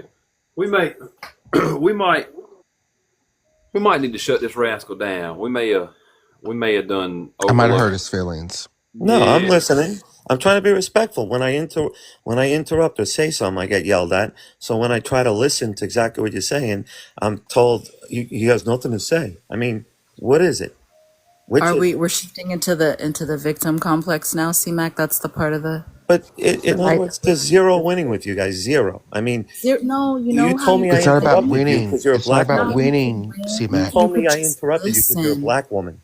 Just think And about that. but That's you were lunacy. interrupting me a lot. No, but you were. We were just observing your behavior. But this is how you win, C-Mac. I'm going to tell you. This is how you win.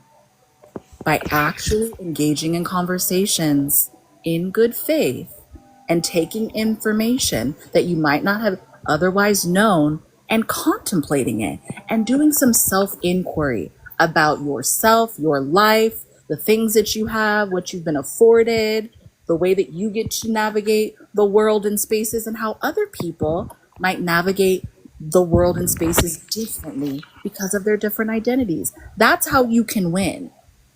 But you have from this point so far, have really not established or exposed us to anything like that. So if you want to have a change of heart and tap into something else besides your defensiveness and your ego, then maybe we can have a different conversation. But that just hasn't happened up until this point. All right, then let's be fair. Why is it myself that has to do all the learning here? Have you learned anything from what I'm saying? When I say something, you Because we know a lot of things, C-Mac. I hate to break it to you. I know a lot of stuff. Bama knows a lot of stuff. Terrence knows a lot. We just know a lot. I don't you know what to. I mean, I you, hate to. We've you researched a lot. We've all right, experienced a all right, lot. We you know, all right. You come on. You know a lot. You said that the tech stocks are all oversold and that we're heading for a downfall. So can 90 you?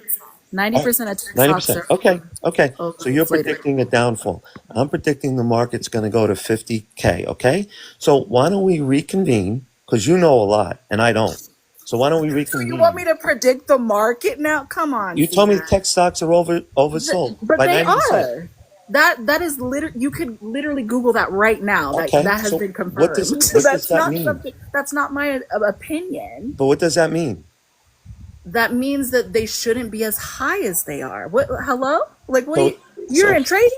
yeah. So You so you're telling me it's time to sell. I never said that. They could go. They could go even Oh, higher. We're at all-time highs. I'm just saying that 90% of them are overvalued. okay. So what does that mean? You're asking me what that means? Yes. You What don't does know that what mean? overvalue means? So if C-Mac. something's 90% overvalued, you're saying you should sell it then. That's what you're implying. No, And no, no. you're a It, No, trader. look, Mac, I'm not Mac. Kramer, C-Mac. I would No, say I would take these two companies, right? I would take maybe Oracle, right? Oracle, and maybe the comparison would be Nvidia. Nvidia between the two would be the safer bet. Oracle would not be. because oracles is really not based in anything tangible. Nvidia's is based in something tangible. I don't want to talk. I don't even I got a bit NBA for no reason. I don't even want to talk about this. Anyway, Well, I'm just, Broadcom is also, but go ahead, Bama. We're monopolizing. he just always Go wants to ahead. reconvene. He just always I like we're gonna know. reconvene and like we're gonna have a meeting in 6 months or something. Right. Like what are And we what want, are you talking about? he wants us to write his name down so that we can reference him specifically. Make sure you said that I said it, that C-Mac said it. Yeah. That's what he kept Yeah. saying to you. Okay. All right. Okay. Hey, Alabama Getaway. Let me ask you a question before we hang up. Your your boy Mendami, okay? Your guy Mendami. Who do you think has more money to his name, Mendami or me? Who do you think's richer? probably you. Okay. But Then here's the thing. You know how much what? you think Here's the thing. Mandami's worth? Look, Here- C-Mac. You know, this shit's he's a posted multi-millionaire. publicly. No, he's He's not. a multi-millionaire. His shit. C-Mac. Look at his parents. His value is not his parents' value. First off, he's not a nepo baby. Okay, He lives in $1 million home.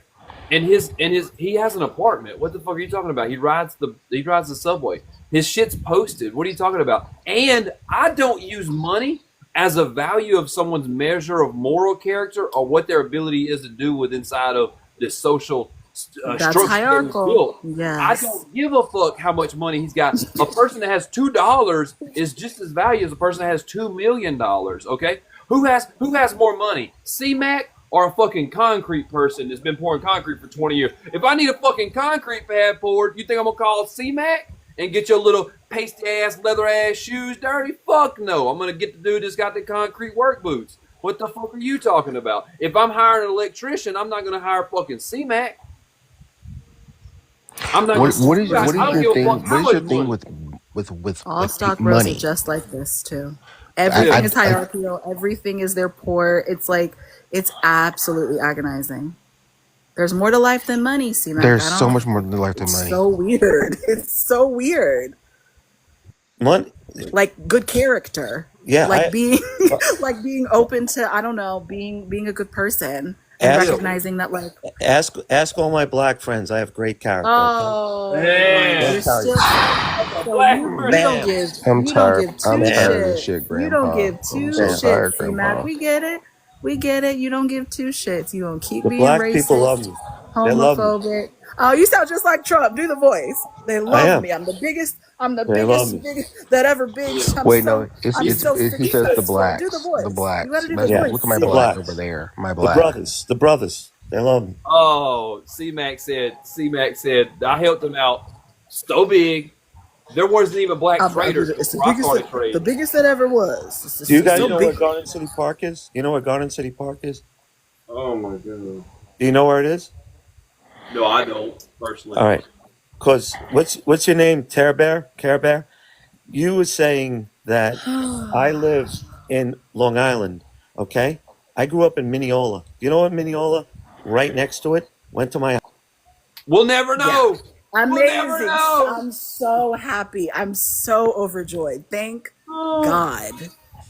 Follow And you know who C-Mac. stayed for the entire? You know who stayed for the entire thing? Miss Leisha.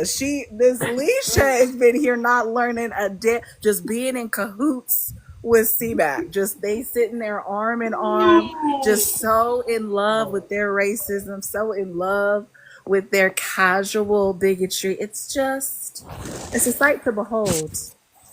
Yeah. It's a sight to behold. My black friends. I know black people. They know me. I love my And he blacks. just kept doing it. Oh my He didn't care. God.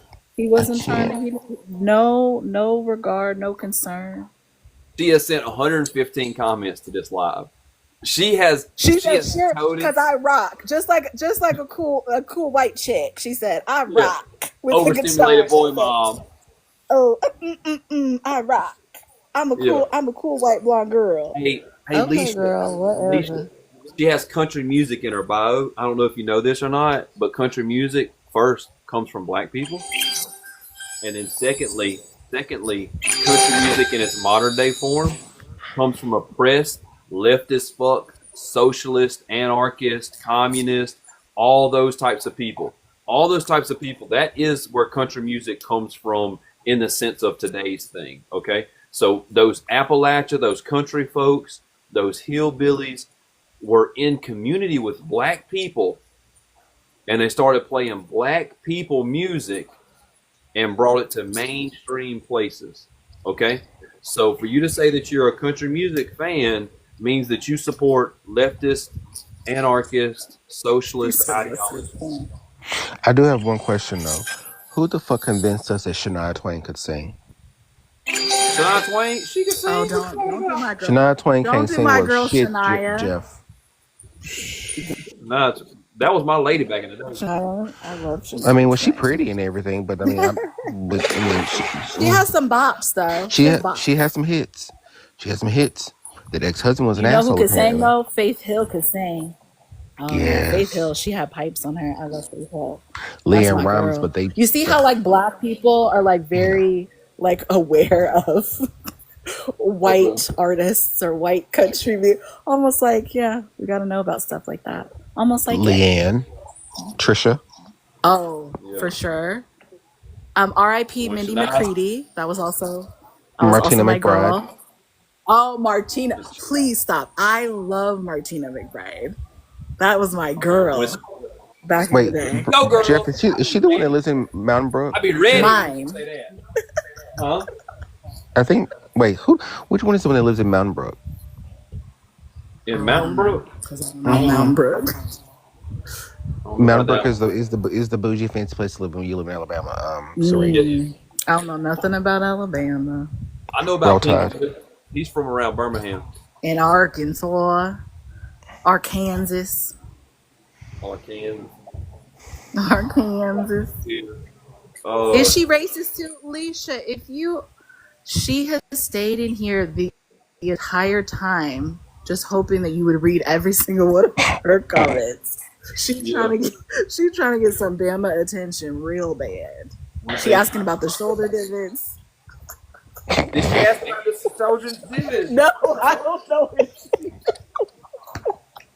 she asking about the shoulder divots. She want to know. Come on, She want to know if she could change your mind about revolution.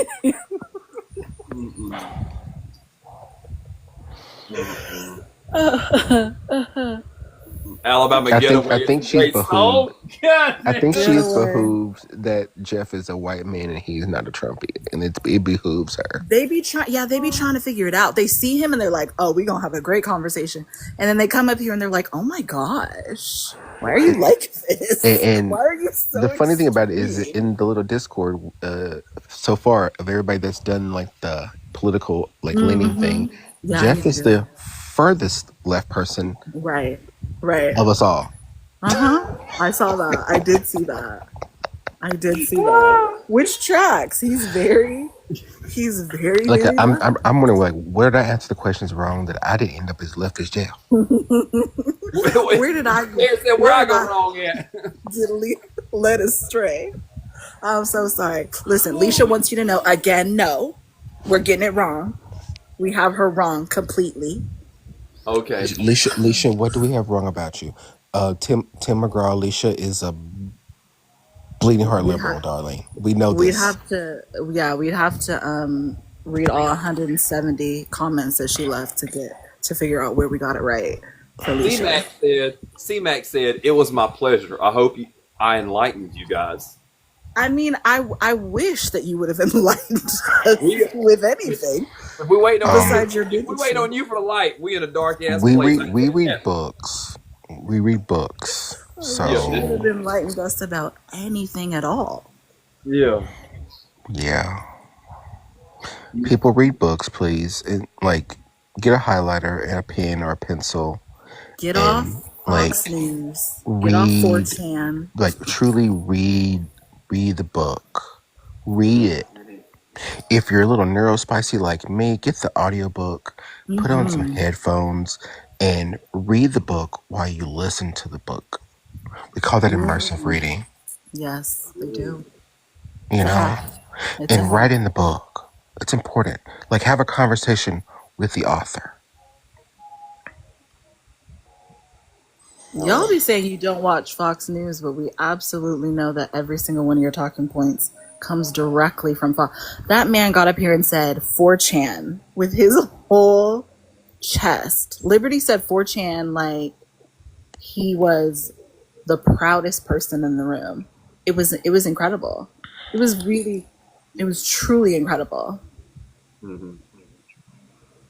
Yeah. All three of them said no Fox News, and it's just like, but you're talking. It doesn't.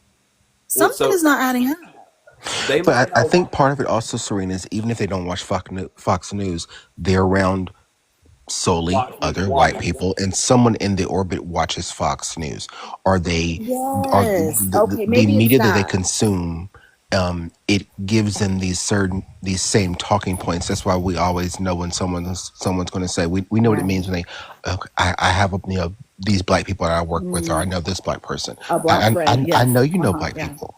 I'm not saying you don't know black people, but what I'm Because telling you black is people, yeah, they black exist in people the know you world. better than you know them. And just because you know somebody black at work, just because you know Tyrone, does not mean Tyrone thinks that you're his friend. Yeah. Tyrone probably is like, oh fuck it. I'm sorry. I'm being mean. You good? They said. Well, don't They they? said. Yeah, don't they have the? Go ahead. They said I'm not racist. I listen to black people music. They said, "What are you Uh-huh. talking about? I watched the I'm not black people. racist." I watched the black people dance on the television like they did They in the listen to black minstrel. music. They listen to black people music except Beyonce, because Beyonce is Is a overrated. devil worshiper. Oh yeah, and a devil Well, worshiper. they No, use but that's like so the Tiffany Montgomerys of the world, like like the the black people that are like too far in the church. That's the demonic stuff. That kind of thing. yes, they do that so much. But I was told that like in all the major establishments, they blare Fox News. So like the doctors' offices, the gymnasiums, they're like. So I feel like they're not. The gymnasiums. I feel like they're not telling the truth when they say they don't watch Fox News, because I was told that that's where it's always I Fox will News say all the that time. when I lived in the South, it was more common. Up here, Yeah. Well, it's that's what I not. meant. Yeah, I meant the South. Yeah. Okay. But yeah, it's like the Not in default. California. I don't never see Fox News. Yeah. But we Gymnasiums. also know that Democrats watch Fox News, so we know that they watch it, so they're lying. They have to Yeah. be lying because it's literally word for word, bar for bar, the same. All the talking points. That's why I want them to update the program, because I don't think they know that the program has expired. I don't think they're aware that it's expired. Well, It what is has okay, you said, expired? Candy, is What you. has expired is this live. Yeah. Bedtime is in the trenches. The bedtime is in the trenches, son. I don't. Hey, the club got to close. It's been a hot minute since I've been on past midnight 30, and now it's 1:30. That's crazy. I gotta go to bed. My white man sent me to Top Golf tomorrow. Top golf. That is. Mm. I ain't never been there before in my life. Jeff, the two things I wanted in life were a man that like told me that I was cute and would take me to Top Golf, and I succeeded. So there's that. Well, I mean, I love that. some of I'm us is very happy women, for you. right? Yeah, some of us. I'm happy for I you. hope you have a mimosa. Yeah. Y'all know I'm Man. joking, right? I hope y'all know I'm joking. What? Top golf? Or a man to take you to top golf? A, You're not a gonna man have that it's a man that take me to Top Golf. oh. I'm deeper than that. Yeah.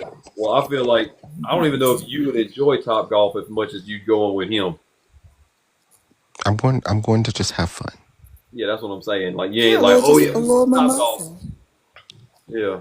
A little mimosa, a little cocktail, a little riding around in the caddy. Yeah. I am going to work on the Corvette tomorrow. That's what I'm gonna do. So Oh, that's exciting. I missed the Nissan baby. Anyway, let's get off here. they snatched that car It out was of the house. muted. I It like was those. I like muted. those periodic updates. It was like interesting. It was a It little Because was. it was such an Alabama thing. It Yeah. You was for a know, whole year, Terrence. Isn't that crazy? An entire year it was under there. Yeah. We gotta That's a update long the chat. time.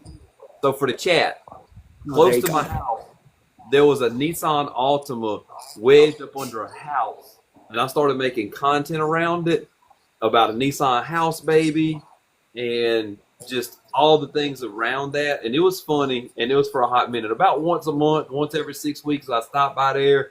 I went to Spain. I came back. It was under there.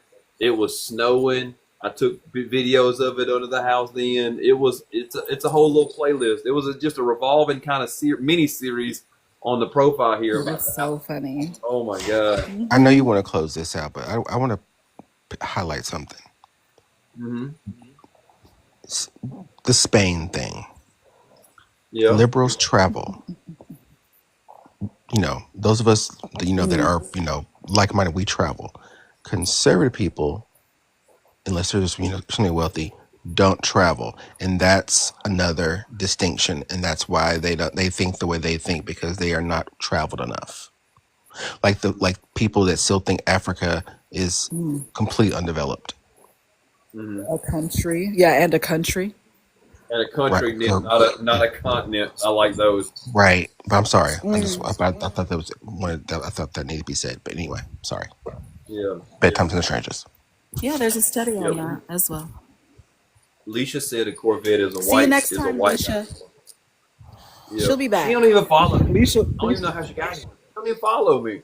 Oh, Leisha mean, like them divots. That's there's what ways to Leisha do like. it. Yeah, Leisha there's like ways them to do divots. it. If the Corvette's a white car, I want to know what the black car is. That's what I want to know. Not the drop top. That's what I want. Not the drop. Not the drop car with the top. big shoes on it. Not them big shoes on there. Uh-huh. I need to make a video on the drop top and like pin it to my page. That's what I need to do. Is it wired up? It's getting there. It's getting there. I'm just being lazy. Oh, You look, just stacking your plate. That's what it is. Huh? Oh, my plate. Have a sense of humor. She's trying to joke with you, Bama. Please. Yeah, she jokes. She's trying to joke with you. bits She for into connection. divots Can and you everything. She's accept them? joking. The bits for connection. What's going on? Look, come on. Not him getting up. For anybody who was in the queue, I am so sorry. I am so stop it. Damn it. I'm so sorry if you were in the queue Are and those Oakleys, Jeff? you were not No. pulled up. No, I'm just putting them He's on. trying to do smaller panels. It's not really working because we end up coming up, but he's trying it. I'm so sorry. Try again next time. Yeah. I held out. I held out. I held out this time. See, I make it feel like I typically held hold out. I typically do, but he had no op, so I just came up here to be That funny. worked. Huh? That worked. We could have. It did. It worked because then the ops showed up. Yeah, they like that. Or They don't do. like it. But, They be hearing a woman's voice and they're like, nope. Absolutely not. Absolutely not. All right, then. Well, yeah, I'm going to shut this rascal down. Y'all have a good time. We appreciate the coming up. For the ones that didn't get to talk, maybe next go around. Or Try just again. Yeah. Later to the haters, the gays and the days. Enjoy yourselves.